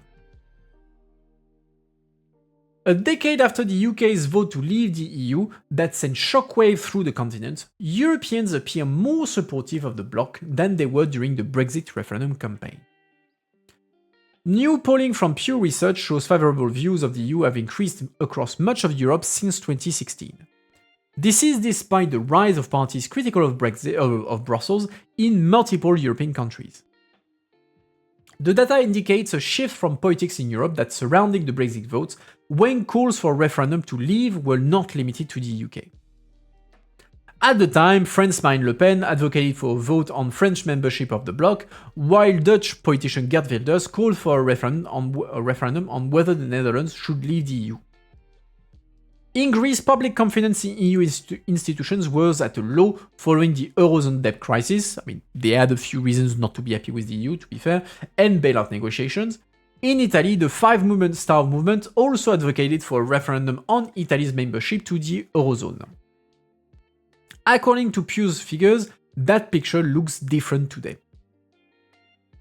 Its data shows that median favorability towards the EU across 8 countries it has tracked since 2016 has risen from 49% to 62%. The increase can be seen across several major European countries. In Germany, favorable views of the EU rose from 50% in 2016 to 68% in 2026. In France, support increased from 38% to 52%, while in the Netherlands it climbed from 51% to 63%.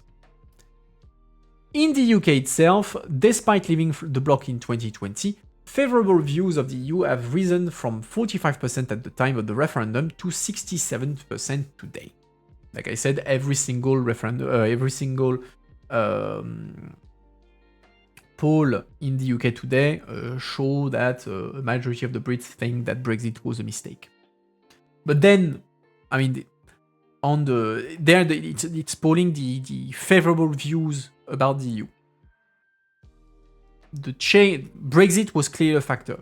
It was not the only factor that played into the increase of the popularity of the EU in the European population. Like, Brexit is the first criteria that played, and I think played a significant role in pushing notably far-right parties to change that position.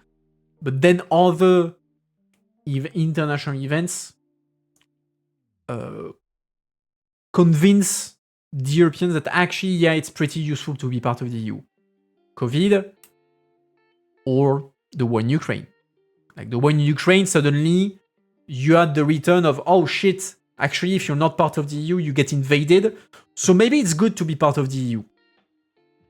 So it's not just like the rise of support to the, or support to positive views about the EU is not just Brexit. Brexit is one important factor. It's not the only one.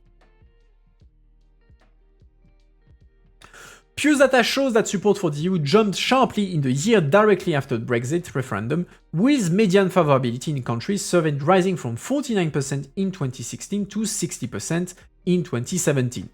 Yeah, people saw that it was dumb fucking idea. This stands in contradiction with theories that persisted at the time, which suggested Brexit would trigger the unraveling of the European Union and prompt other countries to leave, which again plays into the fact that the European government did not have a single interest in making Brexit easy for the UK. They had an active interest in making life miserable for the Brits as far as Brexit was concerned, because again, you do not want to trigger like a chain reaction. Favorability climbed further following Russia's full-scale invasion of Ukraine in 2022, reaching record high in many of the countries studied. Make an example. To an extent, yes, it was about making an example. Like, not fully, because there was also interest in maintaining good relations and maintaining some links, and also like there were good reasons to push back against the UK, because a number of the things the UK was asking was just dumb as fuck. But yeah, clearly there was no incentive whatsoever to make it easy for the UK. That's certain. Which makes sense, huh? I mean, at some point, the UK chose to leave, okay. Then the EU has to... The interests of the Brits are no longer aligned with the EU, and the EU has to defend its interest. Like, story time. So, again, Brexit did not happen immediately. The referendum is in 2016. Brexit actually happens in 2020. So for 4 years, technically, the UK was still part of the EU. Like you may remember, in 2019, so the year before actual Brexit, European elections, the Brits had to organize European elections, despite knowing they were going to leave the EU. But because they had the legal obligations, they had to do European elections.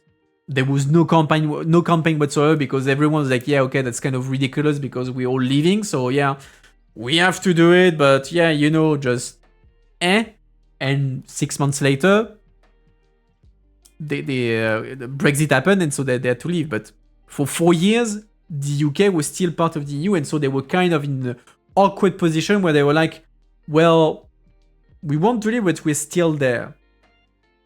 And we have to do the business as usual kind of thing. And of course, with inside the EU and inside the EU institutions, the view of the UK changed, and the attitude to the Brits changed. And so story time.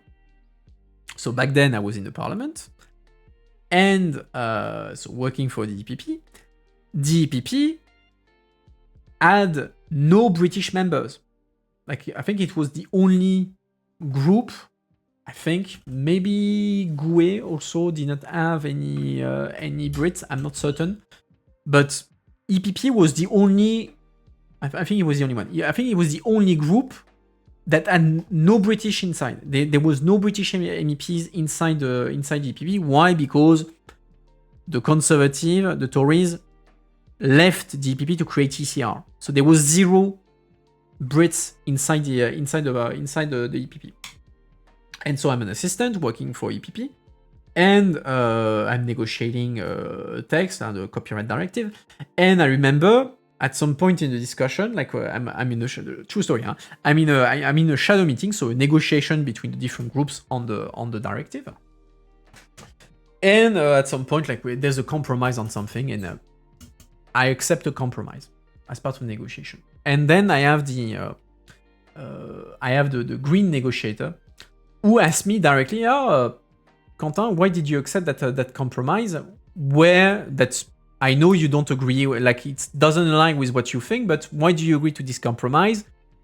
And you refused a similar one on another article that basically she wanted to kind of trick me by saying, okay, why do you agree? Do you refuse to do something that I want to do and you accept at another article? You are inconsistent, you are incoherent in your positioning. You should either refuse both or accept both. And basically, the answer I gave was that compromise. I don't remember exactly what was the compromise was about, but it was all about the Brits. It was about there was one specific issue about the Brits. I think it was about British museums, and that compromise was necessary to to allow the Brits to continue their practice. And I was not in favor, and so normally I was not in favor of that legal framework. I don't remember exactly, but yeah, we were not in favor. And so I tell to the green negotiator, so Julia Reda, I tell her, well, no, actually it's very simple, Julia. From my understanding, the thing I don't like in this compromise, we do this compromise for the Brits, and I don't like this. What we're doing, but I accept it because it's a compromise, but also because of Brexit. Well, that issue will solve itself because the part that I don't like, there's only the Brits who are doing it. And so after Brexit, that issue will disappear. So I don't give a shit. Reda, so the Greens, laughing out loud at my answer, basically, yeah, fuck the Brits. My colleague next to me said, "Oh, Quentin, why do you have to say that?" The socialist on fire next to me saying it's a scandal because they have Brits and I think they were working for a Brit MEP saying it's a scandal that the EPP negotiator is saying this about this, etc., etc. I was dead up. Yeah, guys, you voted Brexit. I don't give a fuck. I mean, I don't have Brits in my group, so I don't give a fuck. And you're leaving the EU. That's a fact. So who gives a shit? I'm not going to do something for you. And yeah, so internally the attitude towards the Brit kind of changed as well, because suddenly you're like, yeah, okay, well, you're leaving, so why should we do something for you?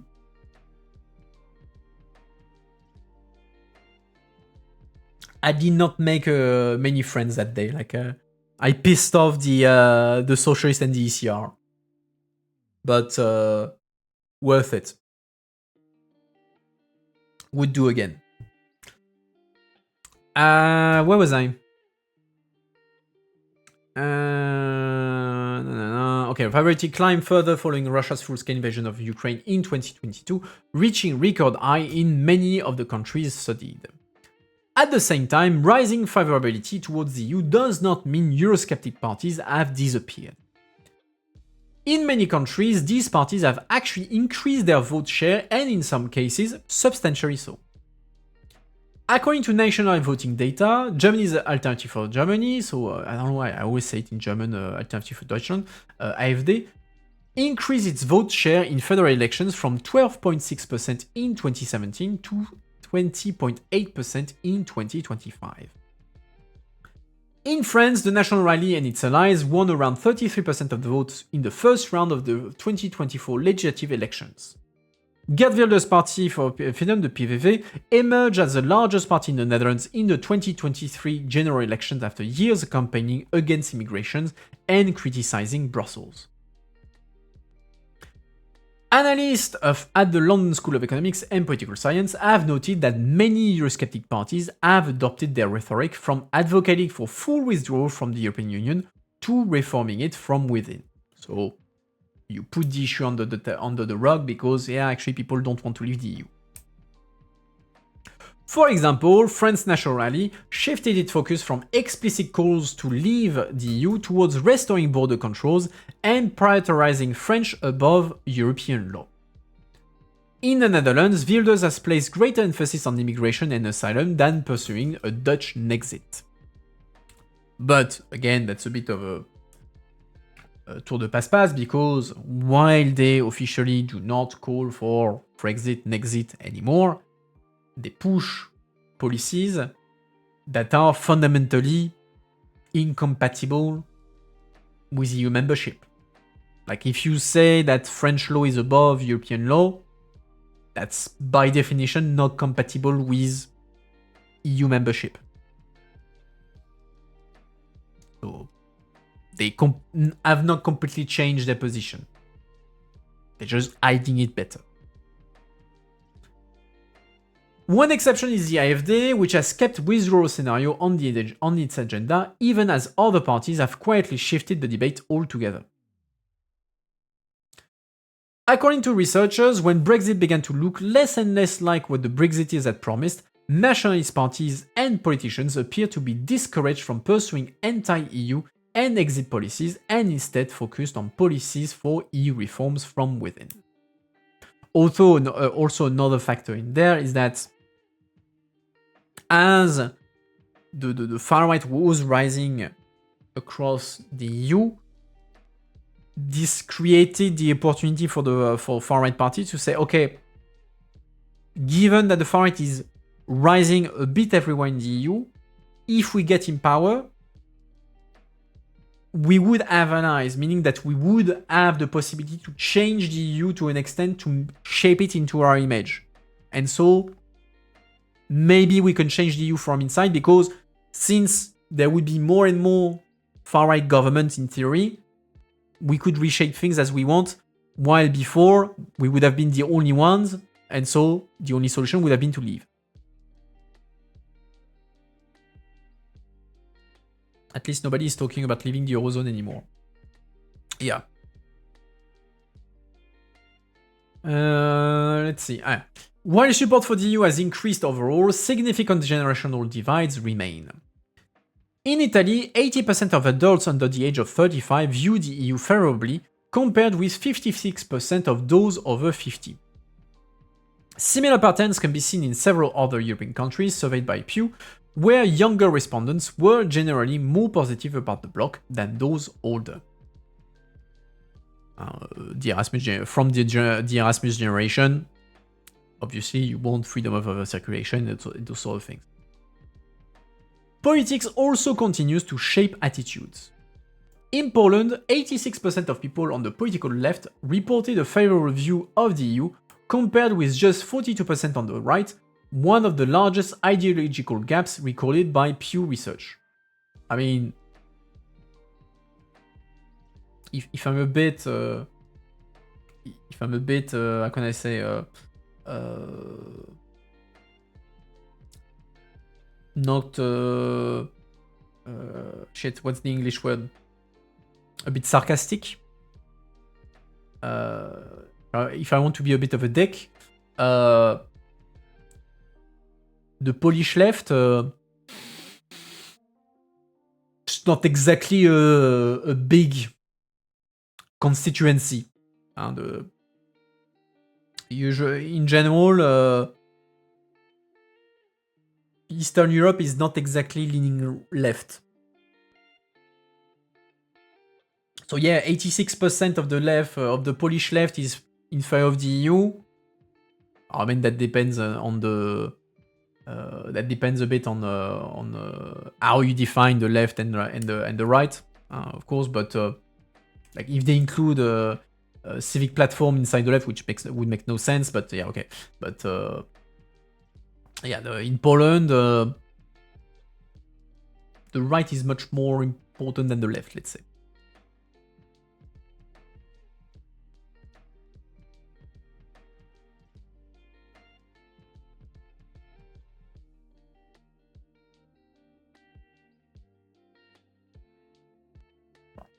Your father is in the kitchen.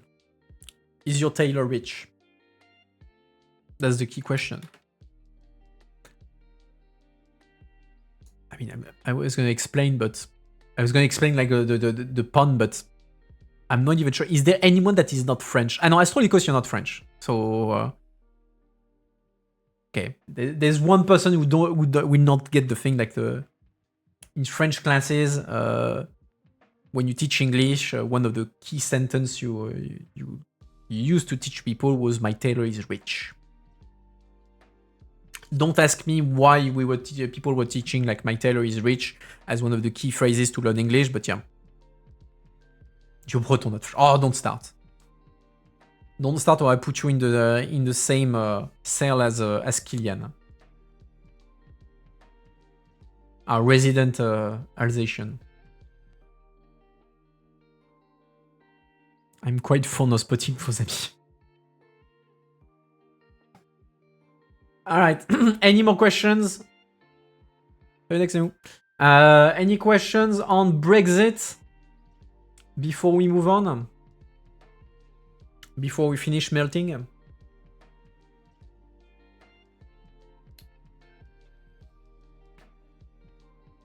Up. I'm trying to think if there are other things that funny stories I could tell you about Brexit. I mean, Brexit was meme-wise, like the meme game was great. Brexit was the good times. Like Brexit was a never-ending source of memes for us. Those were the days. Those were the days.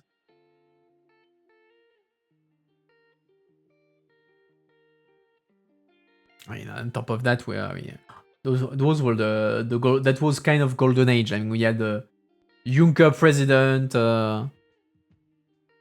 We had I mean, that was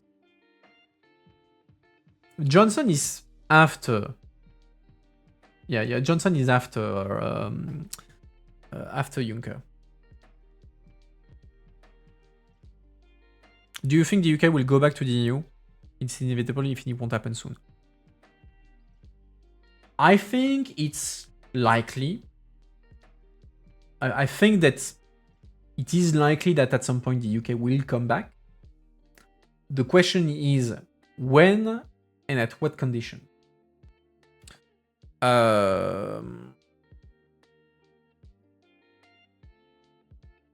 When we are starting to see, like I think I mentioned it in a news review a couple of weeks ago, I think. For the first time, we saw a minister openly saying that he was seeing the UK coming back in the EU within his lifetime. Which, to my knowledge, is the first time that you have someone in government saying, yeah, entertaining the idea, yeah, of course, the UK will one day come back to the EU. That being said, while at the moment, I mean, before rejoining can happen, you need to make it a viable political option, in the sense that the public opinion needs to be open to that idea. At the moment, even if there is now a steady majority that thinks that Brexit was a bad idea, it's not yet at a moment where you have a majority that thinks that the UK should come back. For the time being, you have a majority that thinks, yes, we should have a closer link to the EU, but not necessarily on everything, and not necessarily rejoin the EU. So it's moving towards there, but it's not there yet. I think it will take another 10 years before in the UK you can have, let's say, somewhat reasonable discussion, reasonable debate, political debate on should the UK go back in the EU. And then, once you have that political consensus on the UK, in the UK to potentially ask again to join the EU, question is, at what conditions? And that's where I think it's going to be the big question, because the UK will naturally say, well, we want to come back under the same condition as before, so without the euro, with a rebate, so we have a reduction on our contribution, opt-out and all that. Will the European accept those conditions? I'm not certain. Like, for the Eurozone, I think a majority of I think the European, the member states would be okay with say, okay, keep your, don't join the euro, keep the sterling. I think that would be fine. But the rebates and the opt-outs, I'm not certain the European governments would be fine with it. And there would be like probably also a question of, okay, do you actually want to join or not? Because we're not doing Brexit 2.0 in 20 years, because suddenly we'll have a nut job that will change his mind. So the question of the conditions under which the UK could rejoin, that's a big question mark. And that's what could potentially delay or even prevent the UK from rejoining. And you can be sure that, for instance, the French will be the bad cop in that negotiation. Like the French will be the ones being like, no, we're putting vetoes on the UK joining if they don't we don't get what we want. So question mark. But I think it is perfectly possible that the UK will come back in the EU within our lifetime.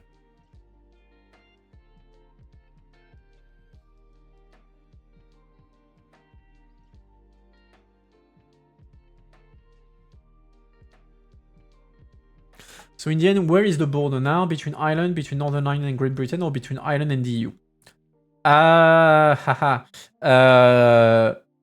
All of them.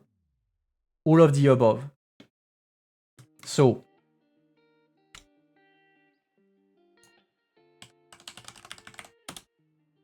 let's look at a map.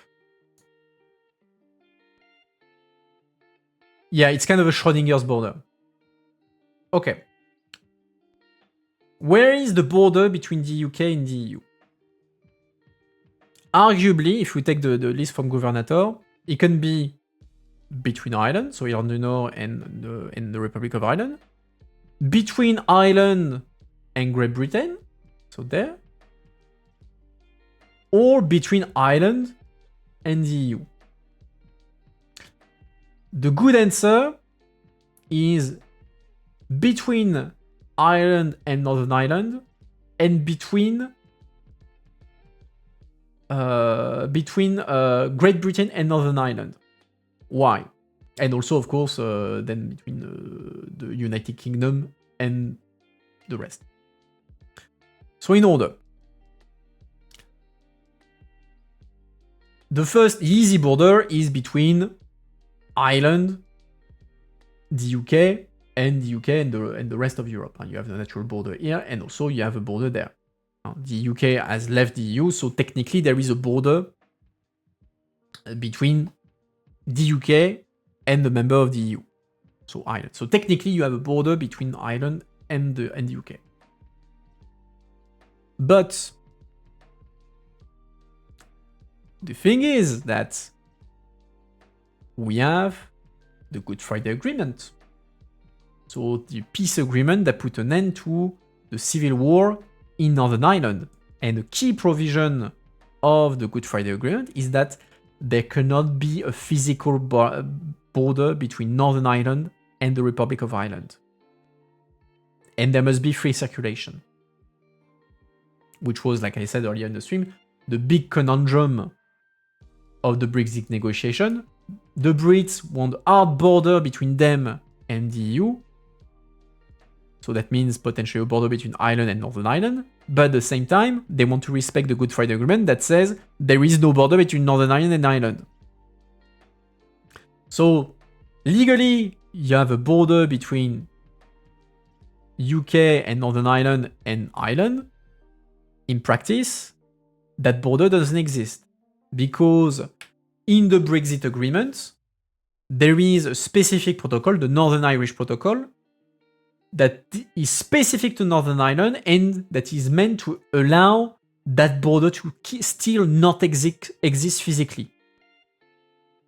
Which brings us to our second border, which is between the island of Ireland, so Northern Ireland plus Ireland, and Great Britain.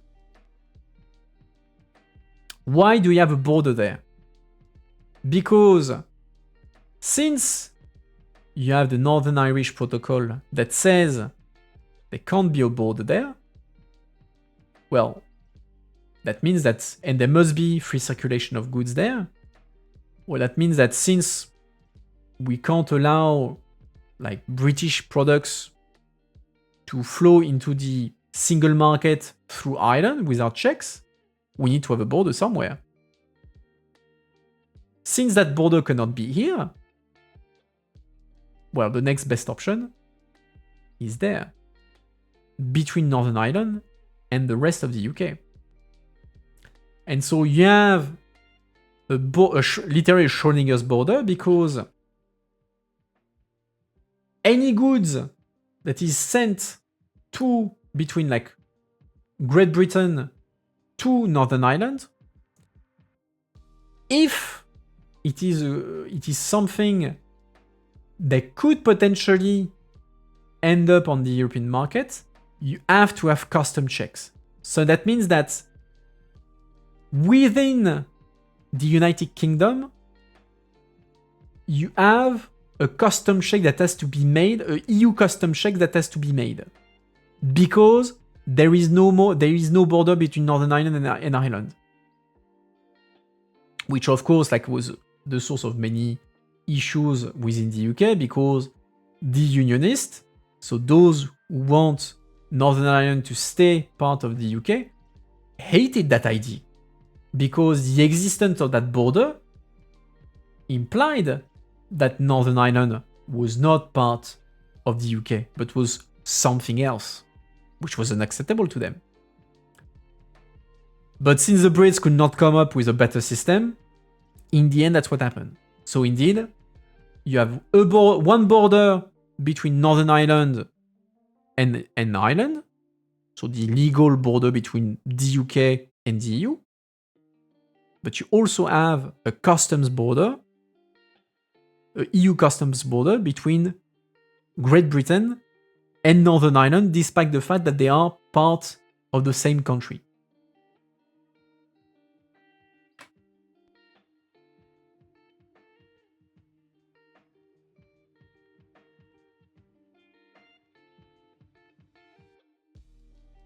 They did not manage to make a seamless border, so they made a new kind of border. Yeah, kind of. I mean, the whole thing was, okay, we're going to do that until a new technological... there will be a technology that allows to do checks without doing checks. Custom checks without doing custom checks. The Brits never managed to do that, so in the end, that's the system that exists. Like the only carve-out, you have what is called the green lane. So for goods that are meant exclusively for Northern Ireland, so things that will not leave Northern Ireland, they are simplified procedure, but still you have a procedure to follow.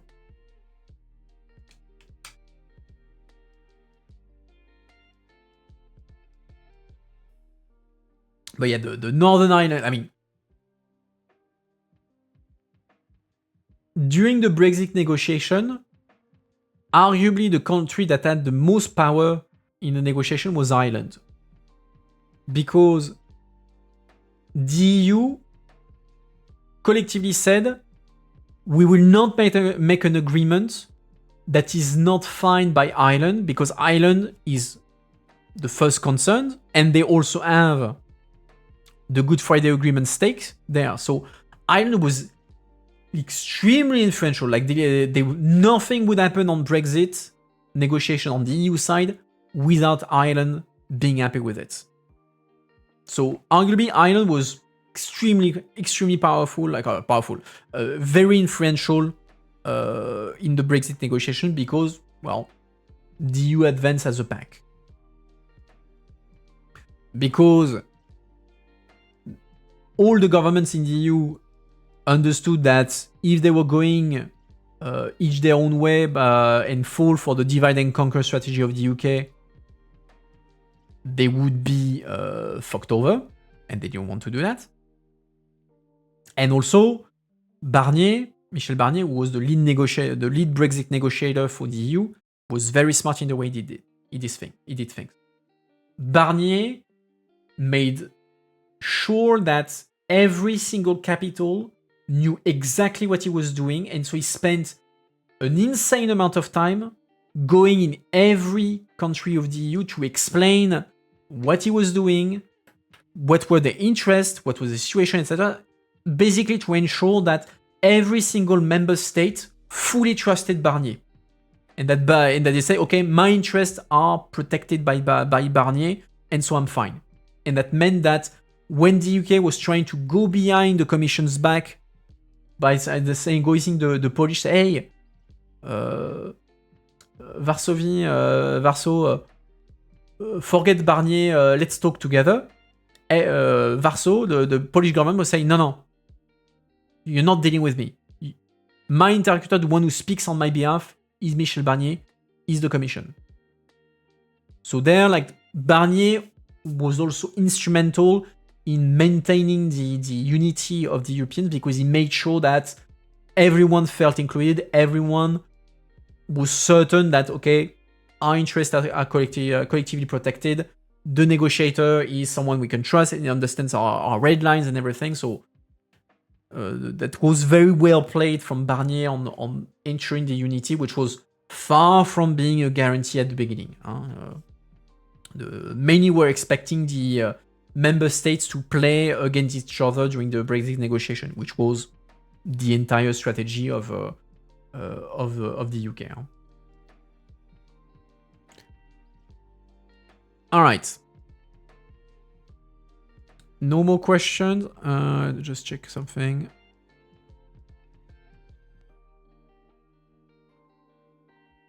No, okay. All right. Let's move on then. Let's talk about Antonio Costa, President of the European Council, so the one who represents the member states, and how he kind of did a slip up and fucked up at a moment where actually he could use some support from the member states. To be precise, the thing that he did that pissed off a number of countries is the fact that it emerged that... first context.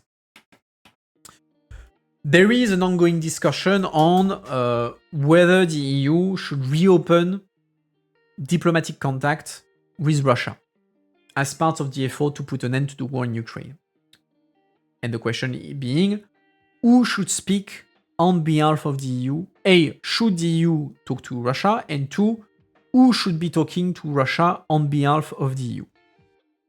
So you have an entire discussion for the past few months over that. Is it the right time for the EU to re-engage with Russia to support Ukraine as part of the peace negotiation? Or at least the ceasefire negotiation. And it emerged that Antonio Costa's cabinet reached out to the Kremlin to reestablish contact with them. And apparently, member states were not exactly on board with that idea.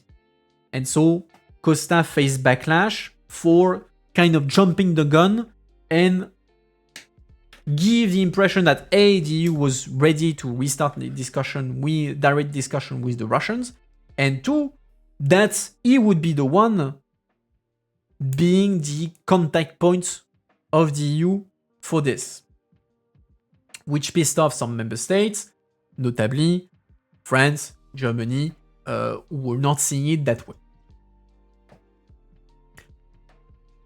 So Costa's Putin move triggers doubt just as he most needs support. The nice guy of EU politics has angered leaders for the first time. Now comes his biggest challenge. Until now, Costa was very much appreciated by member states who saw thought that he was doing a good job. They very like the fact that he keeps the EU summits nice and short and everything. So until now, they were happy with him. Now, they have a first grudge. Few of the EU's current chiefs have dodged criticism as well as Antonio Costa. But is the shine wearing off just as he gears up for re-election? Because his mandate as president of the Commission of the European Council is finishing January 2027. It's a mandate of 2 years and a half that can be renewed. So technically, member states will have to re-elect a new president of the European Council in January 2027, and Costa, of course, would like to be re-elected. So at the moment where he needs to work out like the support of member states to stay there, he's doing a fuck up. Although, I mean, it's at this stage, it is very likely that Costa will stay as president. Since the creation of the job after the Lisbon Treaty, all the presidents of the council have always stayed 2 mandates, so 2 times 2 years and a half, so a full 5 years. I'd be surprised if Antonio Costa was the first to not make the cut, at least as things stand for now. So as a crucial few months loom ahead for the European Council President, he'll be tasked with herding the bloc's 27 national leaders towards agreement on the EU's next 7-year budget. He has made his first serious misstep, according to diplomats. Often praised for his sure-footedness and ability to build consensus, the former Portuguese Prime Minister suddenly finds himself in the line of fire with the heads of the bloc's 2 most powerful countries among those most aggrieved, so Germany and France. Since he started his role in December 2024, Costa has won little but plaudits from the leaders he represents and on whose supports he depends. But the current of annoyance that has started to emerge over the past few months surfaced at a summit he chaired last week. His chief of staff unannounced contact with Russian officials, which broke years of diplomatic silence between the EU and Moscow, caught many by surprise. In public, leaders lined up to defend him. Spanish Prime Minister Pedro Sanchez said the Russia contact was understandable, while Belgium's Bart de Wever dismissed it as completely normal, even joking to Costa in front of the cameras that the EU should send him personally to Moscow. But behind the scenes, the discontent was palpable, according to 9 diplomats working for 9 separate national leaders at the summit. They spoke, of course, on condition of anonymity. Costa pulled a Michel, was perhaps the most damning assessment from one of those diplomats, a reference to Charles Michel, Costa's predecessor and the former Belgian Prime Minister, whom many leaders consider to be subpar during his time in charge from 2019 to 2024. Michel had a reputation for overplaying his hand and attempting to set policy without consulting member countries, exactly what Costa was accused of doing here. It's annoying to say the least. Yeah, that's the position of quite a few member states, because again, they were not at the stage yet where you had consensus on does the EU need to get back in touch with Russia. The discussion is progressing, and more you had leaders, including the Commission, saying, okay, maybe it is time for us to re-engage with Russia directly, because if we want to support Ukraine and have a seat at the table of negotiation, well, we have to be able to talk to Russia. But then the big question is, beyond like, should we talk to Russia? Who do you send? Who should be speaking on behalf of the EU? And also in what capacity? Some will say, well, it should be Antonio Costa.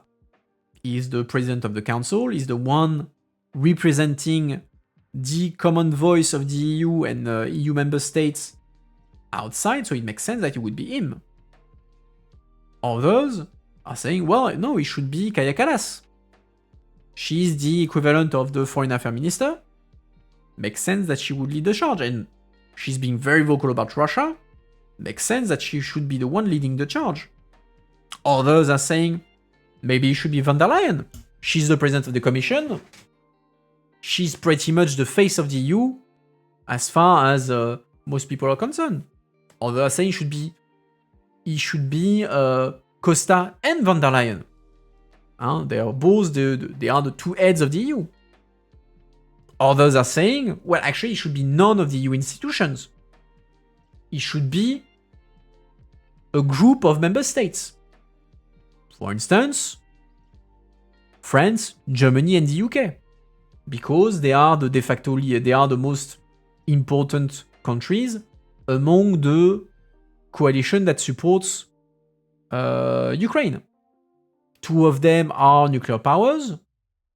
The other is the most powerful, the most richest and powerful country of the EU. Makes sense that they would be the one with the most clout to speak to Russia.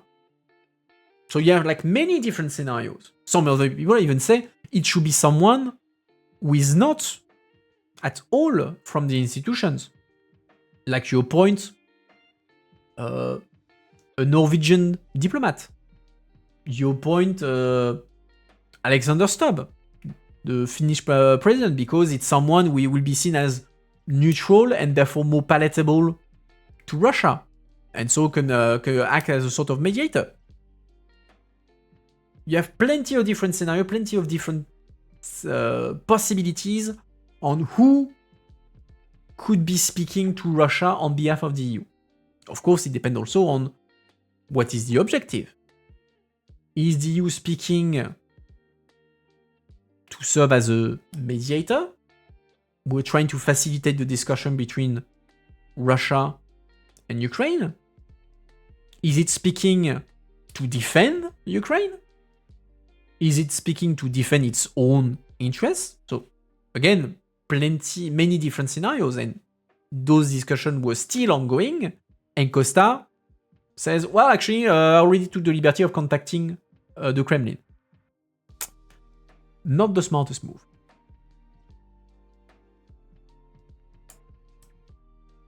EU institution leaders have little room to negotiate if the case arises with Russia. Only member state leaders could do that because they command a real hard power. That's the case that is being made, notably for the E3. So, France, Germany, and the UK to lead the negotiation.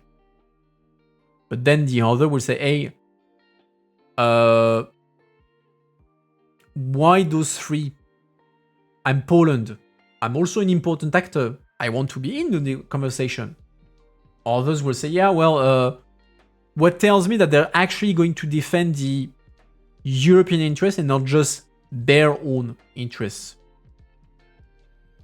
Do I trust these leaders to defend actual European interests? Well, the advantage of the European institution is that the only reason they can exist is that they have to act only as far as everyone agrees. That's why you have the EU institution by design. They're supposed to they are made to only represent common interest, which is not the case for member state leaders, who are first and foremost representing their national interest, even if they indeed command our power. So you can make the argument that since the EU will be reflecting a common line of 27 member states, it will be more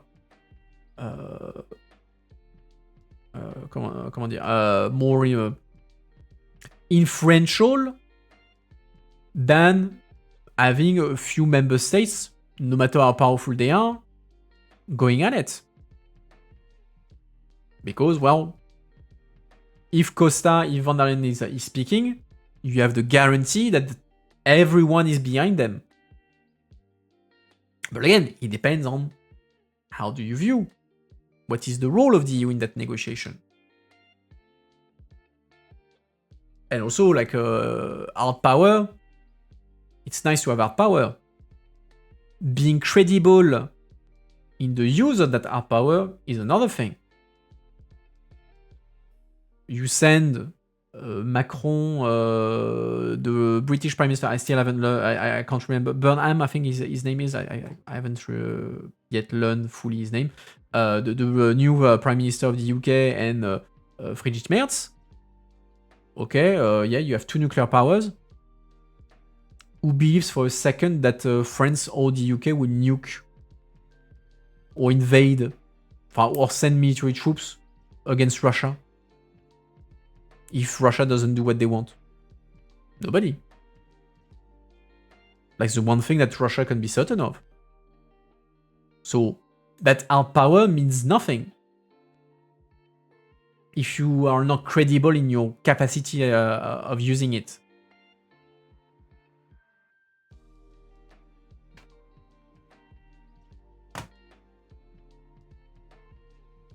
So again, it's not as evident as that. Let's continue. Estonian Prime Minister Kristen Michal went the furthest in public about the dispute, calling Costa's move misguided in an interview with Politico and arguing that the EU can't be both a mediator in the conflict and a backer of Ukraine. I mean, clearly the EU has chosen a side. Like a mediator is supposed to be someone a bit neutral. The EU is clearly not neutral in that conflict, and the EU is very much on one side of the equation. And so they can't act as a mediator by definition because the mediator has clearly one actor that he openly prefers to the other. Lithuanian President Gitanas Nausėda told Bloomberg, "I don't think right now it is the right time to start negotiations with Putin." So again, we go back to the discussion, should we even talk to Putin? Putin is not interested in really negotiating peace. Why should we kind of legitimizing by saying, "Oh, look, we're sending you someone," and so it gives the importance to Putin.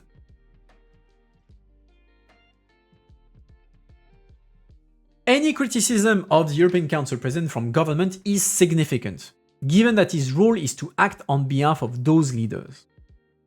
While in public the discontent was restrained, in private, French President Emmanuel Macron and especially German Chancellor Friedrich Merz let it be known they were unhappy. One other leader was visibly angry when talking to journalists in the private meeting. "There are issues, no doubt," said one of the diplomats, "but we're not at the level of Michel." So basically, Michel was very well known for going it alone. And then member states were like, "Yeah, no, you're not doing that. We haven't told you to do that, so you're not doing that." Another called Costa's move an unpleasant surprise. A spokesperson for Costa declined to comment for this article. His office last week insisted the outreach to the Kremlin had not been an attempt to kick off negotiations or mediate between Russia and Ukraine, but instead to contribute to opening a channel of communication so the EU is ready if and when Russian President Vladimir Putin gets serious about peace talks. Yeah, Charles Michel. Yeah. The eternal, the one and only Charles Michel.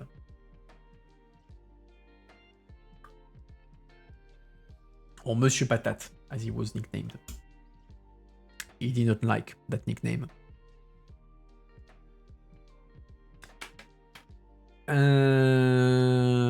Okay, let's continue.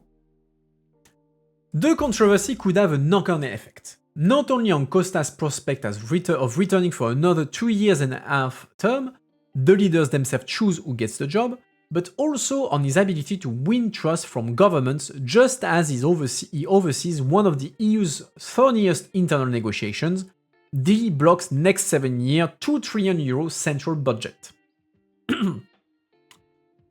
It's a race against time because many in the EU believe Costa needs to strike a deal before several important elections happen in 2027, most notably April's presidential vote in France. If that vote results in a far-right head of states, they are likely to be far less amenable to compromise. So, quite a few countries are very, very keen on an agreement on the budget by the end of 2026 to kind of dodge the bullet of the French election. And not only the French election, but also the Polish election. And the Spanish election.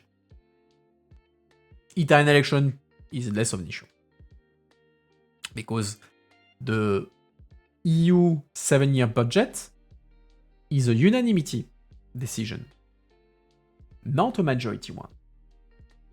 And you can imagine that if in the final sprint of the negotiation you suddenly have Bardella joining the discussion fresh off a presidential election where he promised that he would cut in half the contribution of France to the EU,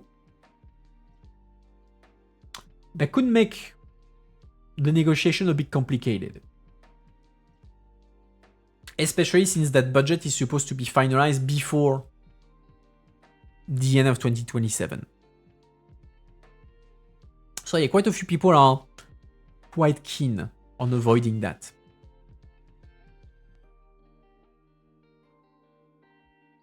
And kind of prevent Bardella or the peace if they were to win in Poland, etc., to throw a wrench in the process at the last moment.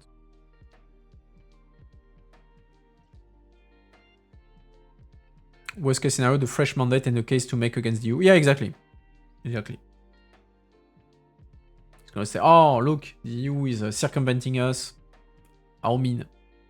Like, for Bardella, it's he doesn't give a shit. Huh? It's he can spin that as an electoral victory afterwards. And also, it can suit him because let's say that the negotiations are not over. And so he has to negotiate the final part of the budget. Just after the presidential election, he will have a lot of pressure from his own supporters to be like very tough on the EU budget. And there were promises made. But at the same time, Bardella cannot really afford to kill the EU budget. And so probably he would drop a number of his demands. That early in the mandate, that could piss off a few supporters who were thinking, oh yeah, Bardella is going to be very strong and put an end to us sending money to the EU, etc. While if the deal is already made before the election, you can say, oh, really, that's a denial of democracy, but not much I can do. The decision was taken. Okay, well, let's carry on, and I will fight on something else. That could be a blessing in disguise for the RN in that circumstance. Okay, continue. Costa has a few big months ahead of him, said one of the diplomats. He's been quietly efficient until now. One hopes that questions about him mean it hasn't made things more difficult for himself. The debate about who should represent the EU with Russia ran so long on Thursday night that leaders were 2 hours late to dinner and were forced to push back a planned discussion about China. The disarray exposed Costa's weakness as he was unable to corral the bloc's head of governments to ensure proper time allocation for various points on the agenda, one of the diplomats said. So he kind of lost control of his own crowd. But most warned that the affair should not be exaggerated. noting Costa still had credit in the bank. One of the diplomats said they doubted he had damaged his relationship with leaders so badly that his political survival was in jeopardy. Not a bit, the diplomat said when asked if Costa's re-election was in peril, adding his Russia outreach was backed by most countries and everyone is on the same page in doing what is in Ukraine's best interest. Okay, maybe a lot of countries are okay with the outreach, not the biggest one. Especially the ones that are the biggest player when it comes to Ukraine and Russia. I mean, it's very nice to have Cyprus and Malta supporting you. It's another to have France and Germany. The vote is equal. The political power might differ. Some could argue.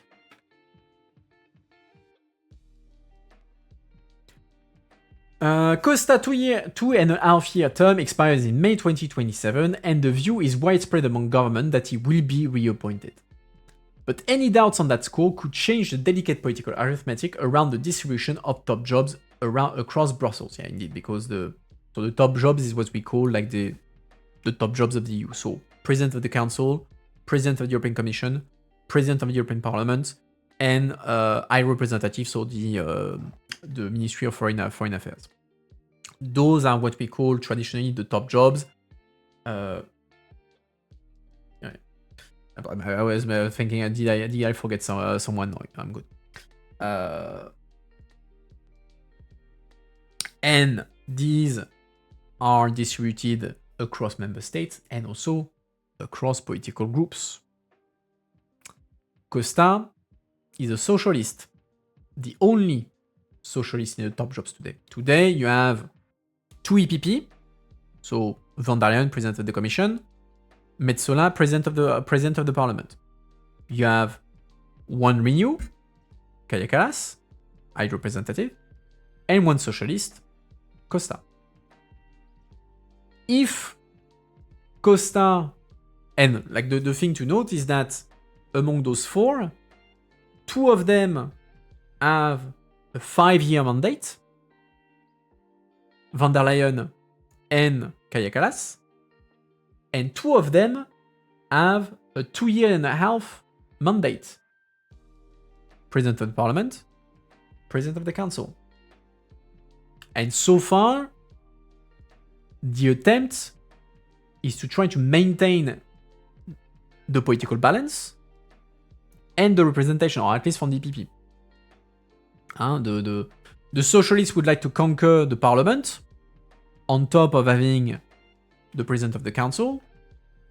EPP doesn't want. EPP wants to maintain the balance, the rapport de force with 2 EPP, 1 socialist, 1 liberal. And until now, the assumption was that Costa would stay. He has credit. Probably you should stay. But if he falls, well, that means that suddenly you don't have a socialist. And so you open the game. Should there be a socialist president of the parliament? Or should there be a socialist president of the council? And then who you would put? So suddenly that's putting new uncertainty in the balance of power within the political groups and the EU institutions.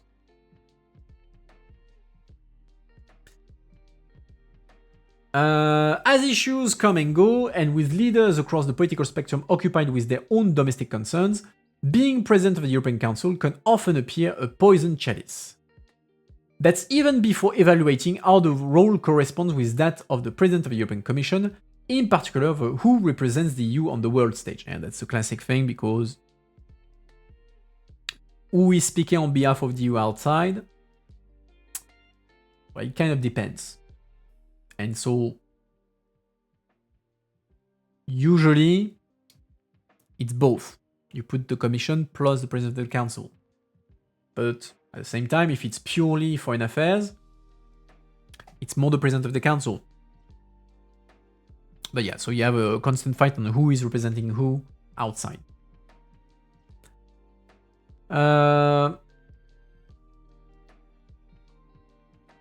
It fell to Slovak Prime Minister Robert Fico, often one of the bloc's most contrary leaders, to offer Costa backing.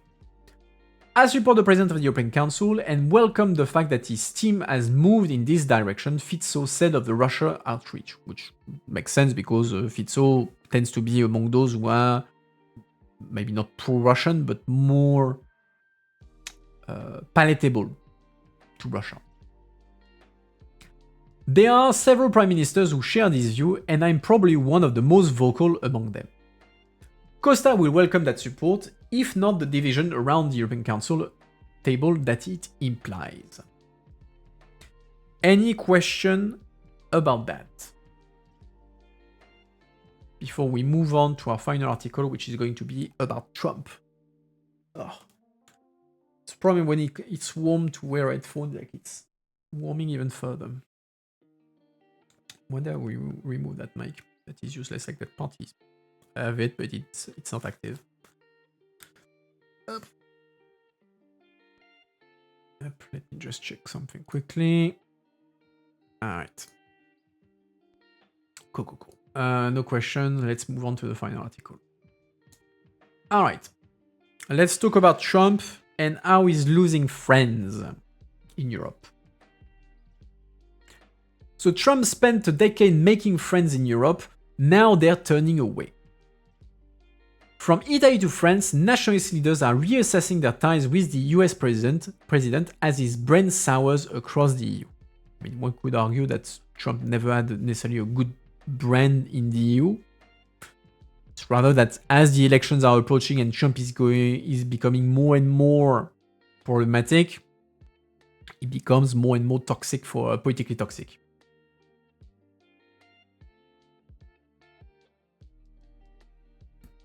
For Europe's populist right, US President Donald Trump's embrace was once seen as a political asset. Not anymore. For years, nationalist leaders across the continent treated the American president's support as proof that their politics had gone global.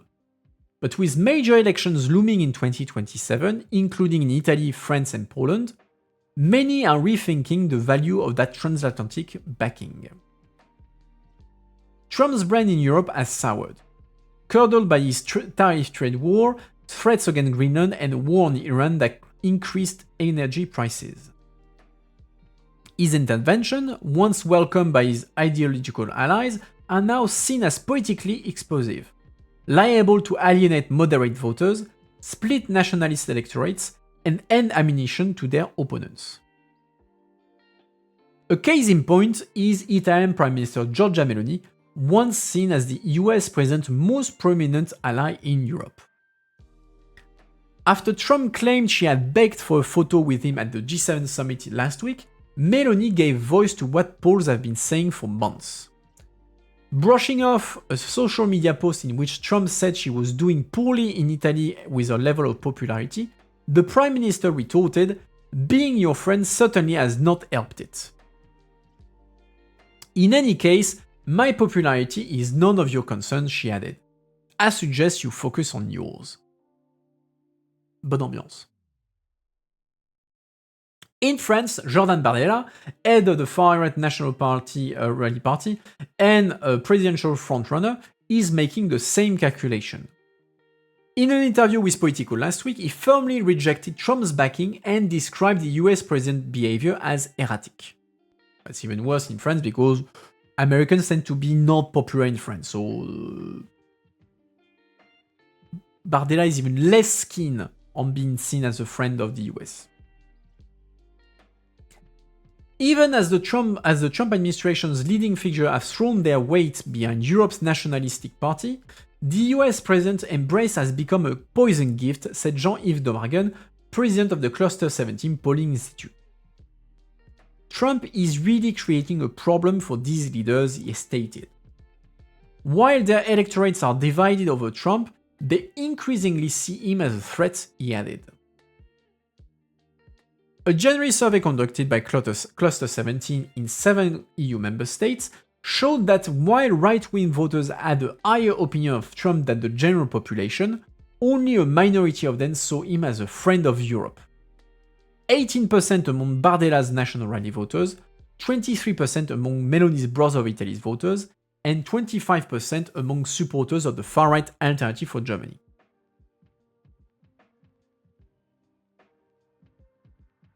Bardella doesn't want to be friend of Trump, but he was more than happy to be invited to the Trump investigation.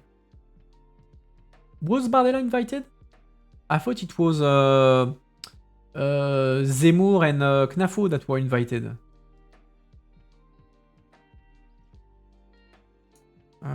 Trump situation. Bardella. I'm not certain he was invited. Let's see.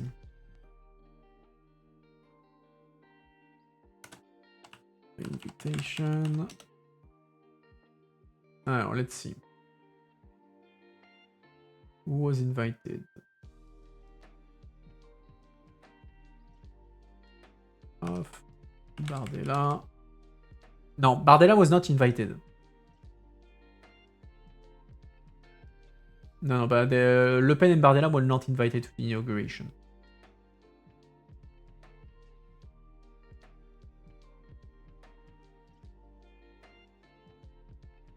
Up. Go back to the right. There we go.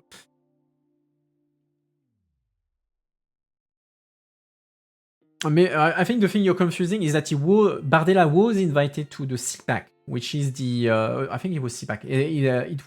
He was invited basically to a conference of the Republicans. He was supposed to speak, and he left after Steve Bannon made a Nazi salute. And after that, he said, "No, I'm not speaking," and so he left. That's the moment where Bardella was invited. He was supposed to speak, but then he left because Bannon made the Nazi salute and said, "Yeah, fuck that."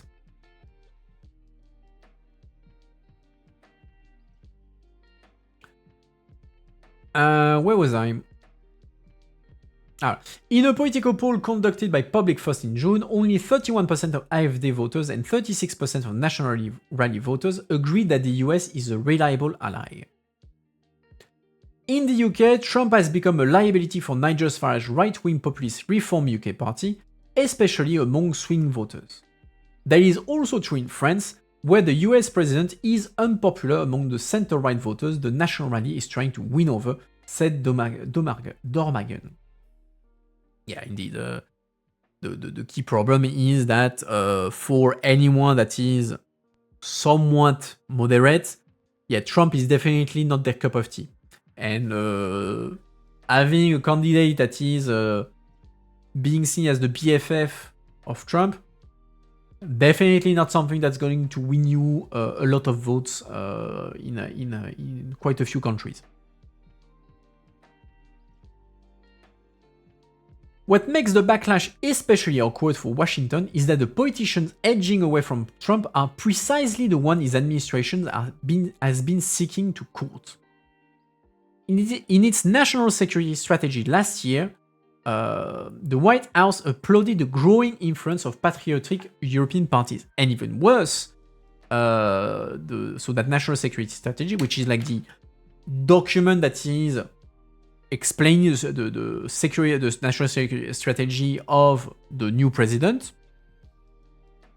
not only on the part on Europe, the White House will say, "Oh, it's great that they are patriotic European parties," but also in that document, as part of the strategy of the US, Trump in that document says the US will actively support candidates from these parties. So we had, like, it was batshit insane back then. We had a document of the US government where the US government was saying, "Yeah, we're going to get involved in the elections of other countries to support far-right candidates." Problem is that those candidates don't really want that support anymore. In the months that followed, the administration backed that rhetoric with high-profile public endorsement and behind-the-scenes outreach to the very movement now calculating that Trump might cost them votes.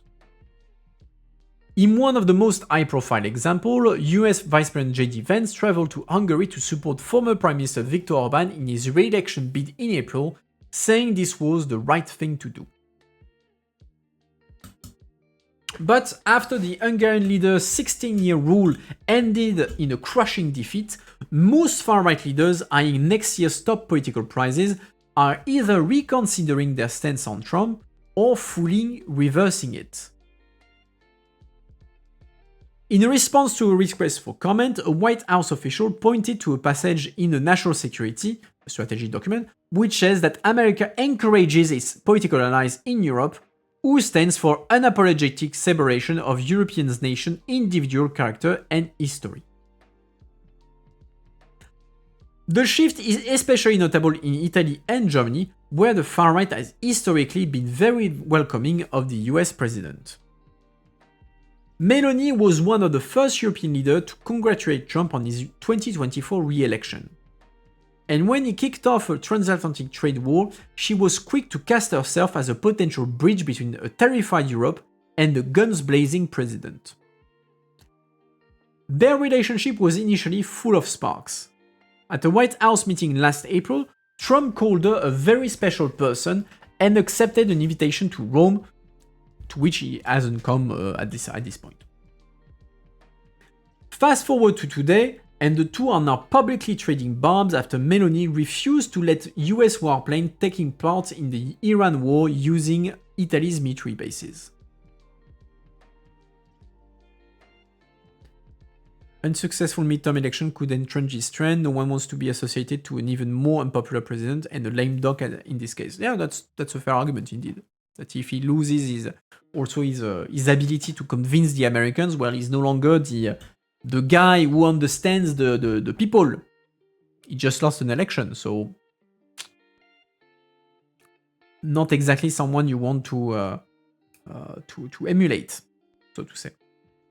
So I agree that the midterms will potentially make it worse for him in terms of image in the EU.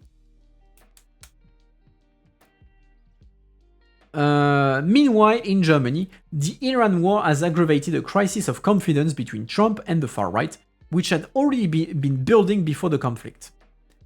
This spring, AfD leaders urged party officials to scale back trips to the US ahead of key regional elections. Still, not all of Europe's right-wing leaders are publicly rethinking the relationship. Poland's right-wing populist, Peace or Law and Justice, is still cultivating ties with Trump. Warsaw, which is headed for a parliamentary election next year, is a close political and military ally for the US, and it's one of Europe's largest buyers of American weapons for its fast-growing armed forces. The Polish are now the largest conventional army in Europe in terms of amount of men. They have the biggest army now. They have like something like 200,000, like I think 215,000 soldiers in their army, and France has around 200,000. And they are now the Polish are pulling like almost 5% of their GDP in defense, which makes sense because they're kind of on the front row seat when it comes to Russia. President Karol Nawrocki, who is backed by Law and Justice, is seeking to leverage his connections with Trump as he battles Prime Minister Donald Tusk, who holds the country's most powerful office. For peace, it's more beneficial than risky to be on very good terms with Donald Trump for many reasons, said Wojciech Czaski, head of the political desk at the Politykia Insight think tank. It gives them some leverage in internal politics because the president of Poland is the only person who has access to the White House right now. So basically, peace can say, oh, look, with us, we can have a good relation with the US, and the US are very important for notably military ties. We don't want the American soldiers to leave, so it's better for us if we have a peace president rather than a peace government rather than a civic platform government.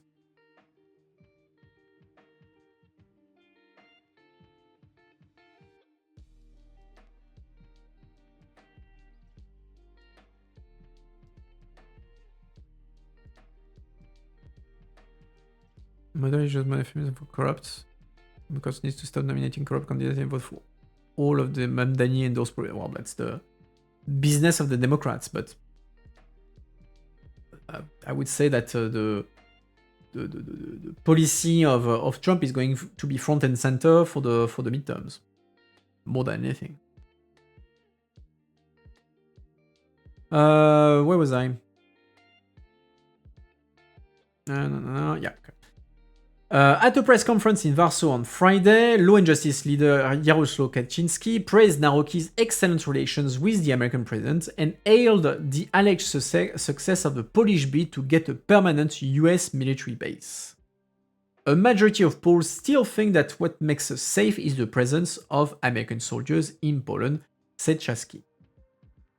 In the Cluster 17 poll, 17% of all Polish respondents said Trump was a friend of Europe, the highest percentage among the 7 EU countries polled.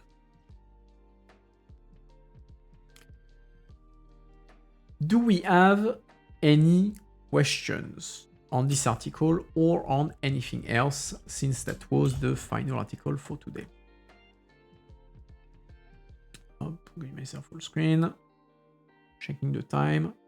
Oof.